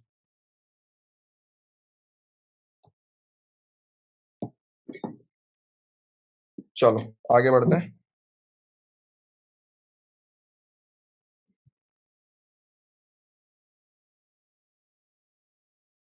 ठीक है, Nifty India municipal bond index launch किया है नेशनल स्टॉक एक्सचेंज इंडेक्सेस के द्वारा। सो एक ब्रांच हम लोग को नेशनल स्टॉक एक्सचेंज की देखने को मिलती है, national stock exchange indexes limited. उसने कहा है कि वो कंट्री का पहला म्युनिसिपल बॉन्ड इंडेक्स जो है वो इंट्रोड्यूस करेंगे। तो आपको ऑलरेडी पता है म्युनिसिपल बॉन्ड इंडेक्स किस पर्पस के लिए होते हैं, कि सिटीज के फंड को जो है वो रेस करने के पर्पस के लिए होते हैं, सिटीज के लिए। तो ये इंडेक्स जो है वो लॉन्च किया गया है। Security and exchange board of India workshop जो म्युनिसिपल डेट सिक्योरिटी का हम लोग को बेंगलुरु में देखने को मिला था उस दौरान, राइट। बस एक ही चीज बस ध्यान में रखो, इसमें और कुछ ज्यादा है नहीं, कि म्युनिसिपल बॉन्ड इंडेक्स और मैं पहले भी आप लोग को म्युनिसिपल बॉन्ड इंडेक्स के बारे में पढ़ा चुका हूं, किसी को कोई डाउट तो पूछ लेना। इंडिया जो है वो 42nd पोजीशन पर हमें देखने को मिल रही है 2023 इंटरनेशनल आईपी इंडेक्स में। आईपी मतलब इंटेलेक्चुअल प्रॉपर्टी इंडेक्स में। तो आपको ऑलरेडी पता है कि हम आज की डेट में इंटेलेक्चुअल प्रॉपर्टीज में ज्यादा काम कर रहे हैं। हमारा फोकस ये है कि जितने भी micro small and medium enterprises जो भी इंटेलेक्चुअल प्रोडक्ट्स वगैरह जो है वो तैयार करते हैं, तो उसका क्या करें, वो उसका अपना पेटेंट रजिस्टर कर लें, ट्रेडमार्क रजिस्टर कर लें, तो इंटेलेक्चुअल प्रॉपर्टी उसकी रजिस्टर कर लें। तो इंडिया की रिसर्च डेवलपमेंट और intellectual property based tax incentive जो है और स्ट्रॉन्ग अवेयरनेस जो बढ़ती जा रही है इंडिया के अंदर, राइट, किससे रिलेटेड, कि जो नेगेटिव इंपैक्ट्स होते हैं पायरेसी के, काउंटर फीटिंग के, तो उससे रिलेटेड जो अवेयरनेस बढ़ रही है उसके कारण से इंडिया की रैंक इंप्रूव हो रही है। ठीक है, इंडिया जो है वो ग्लोबल लीडर हम लोग को देखने को मिल रही है इस पर्टिकुलर चीज में, इस एरिया में अच्छा अच्छा ग्रोथ कर रही है इंडिया। ठीक है, इंटरनेशनल आईपी इंडेक्स की बात करें तो हर साल ये इंडेक्स जो है वो रिलीज करती है US chamber of commerce. 2023 international IP index जो है वो 11th एडिशन है, और international IP index benchmark IP framework के अंदर 55 ग्लोबल इकोनॉमीज होती हैं, 50 इंडिकेटर्स इसमें रखे जाते हैं, right. Lieutenant general R S रीन ये डायरेक्टर जनरल बन गए क्वालिटी एश्योरेंस के। तो डायरेक्टर जनरल क्वालिटी एश्योरेंस जो है वो एक इंटर सर्विस ऑर्गेनाइजेशन है, डिपार्टमेंट ऑफ डिफेंस प्रोडक्शन के लिए काम करती है। तो जितने भी डिफेंस की चीजें जो भी होती हैं, इक्विपमेंट्स वगैरह, तो उसकी क्वालिटी स्टैंडर्ड्स, राइट, उन सब चीजों को इंश्योर करने का इसका काम होता है। सो ये एक सीनियर फैकल्टी है defence institute of quality assurance Bengaluru के। ये इवन डिफेंस क्वालिटी जो एश्योरेंस जो हम लोग को देखने को मिलती है, तो उसके एडिशनल डायरेक्टर इलेक्ट्रॉनिक्स के भी रह चुके हैं। अब ये डायरेक्टर जनरल बन गए क्वालिटी एश्योरेंस के। ठीक है, तो ये है एक फैक्ट जिसको आपको थोड़ा सा ध्यान में रखना है। तो इसी के साथ ही हमारा पूरा टॉपिक जो है वो होता है फिनिश। मैं उम्मीद करता हूँ पूरी चीज आपको अच्छे से क्रिस्टल क्लियर समझ में आ गई होगी, और अपने जो कोर्सेज है उनको शेयर करो, सपोर्ट करो। किसी को कुछ पूछना है तो पूछ लो। आपकी जो जनरल स्टडीज की जो रेगुलर क्लास है आज लगेगी आपकी दिन में 1 बजे। कौन सी क्लास? पॉलिटी की। दिन में 1 बजे आपकी पॉलिटी की क्लास होगी, और शाम में 6 बजे आपकी मॉडर्न इंडियन हिस्ट्री की क्लास होगी। तो आज आपकी 2 क्लासेस है। एमसीक्यू 178, यस, इस पर अब हम लोग बात कर लेते हैं। चलो, क्या कहता है आपका एमसीक्यू 178? कोई क्वेश्चन बताएगा? भेजो जरा मुझे 178 एमसीक्यू क्या कह रहा है। भेजो जरा मुझे, क्या कह रहा है वो। वॉस्ट्रो नॉस्ट्रो वाला जो आपने मुझे भेजा था, वॉस्ट्रो नॉस्ट्रो वाला।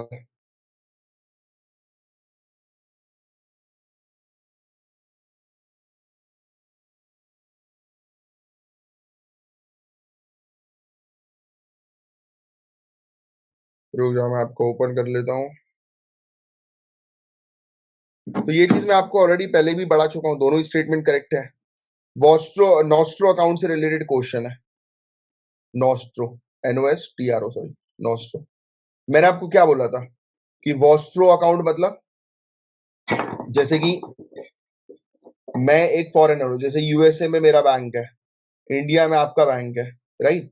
यूएसए वाले ने इंडिया के अंदर, यानी कि यूएसए वाले ने, यूएसए बैंक ने इंडिया के बैंक के अंदर एक अपना अकाउंट खुलवाया। तो ये जो अकाउंट होगा वो कौन सा अकाउंट होगा? ये जो अकाउंट होगा वो वॉस्ट्रो अकाउंट होगा। किसके लिए? इंडिया के लिए। और यूएसए के लिए जो अकाउंट होगा वो नॉस्ट्रो अकाउंट हम लोग को जो है वो देखने को मिलेगा, राइट। तो बात समझ रहे हो? तो वॉस्ट्रो अकाउंट और नॉस्ट्रो अकाउंट में यही डिफरेंस हमें देखने को मिलता है। तो क्वेश्चन जो है वो आपका क्या कह रहा है? क्वेश्चन में किस चीज के बारे में बात की गई है? तो it is often used if a bank has no branches in a foreign country. तो ऑब्वियस ही बात है, एक बैंक की अगर कोई भी ब्रांचेस अगर फॉरेन कंट्री में नहीं होगी। आप मुझे एक चीज ये बताओ ना भाई, सिंपल सी चीज बताओ, ये यूएसए का बैंक है, क्या इसकी ब्रांच है? क्या इंडिया में इसकी ब्रांच है, या इसका अकाउंट है? अकाउंट है ना। तो it is often used if a bank has no branches in a foreign country. एक फॉरेन कंट्री में उसकी ब्रांचेस नहीं है, बट फिर भी उसके बैंक के थ्रू, अपने वॉस्ट्रो अकाउंट के थ्रू या नॉस्ट्रो के थ्रू वो काम कर सकता है। समझे? क्लियर हुआ पहला क्यों करेक्ट है? कितना डिटेल में इस चीज को मैंने समझाया था। दूसरा सुनो, main difference between a deposit account and a nostro account is that the former is held by individual and while foreign institution hold by later. भाई मैंने आपको एक चीज समझाई थी ना, ये बैंक है कि बैंक का अकाउंट है ना कि किसी व्यक्ति का अकाउंट। दूसरा पॉइंट भी क्लियर है, करेक्ट तो है, इसमें और क्या इशू था? इस क्वेश्चन में कोई इशू ही नहीं था।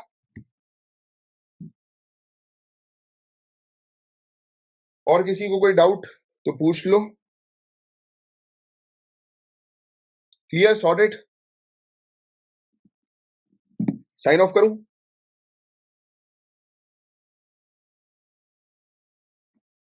चलो, जय हिंद।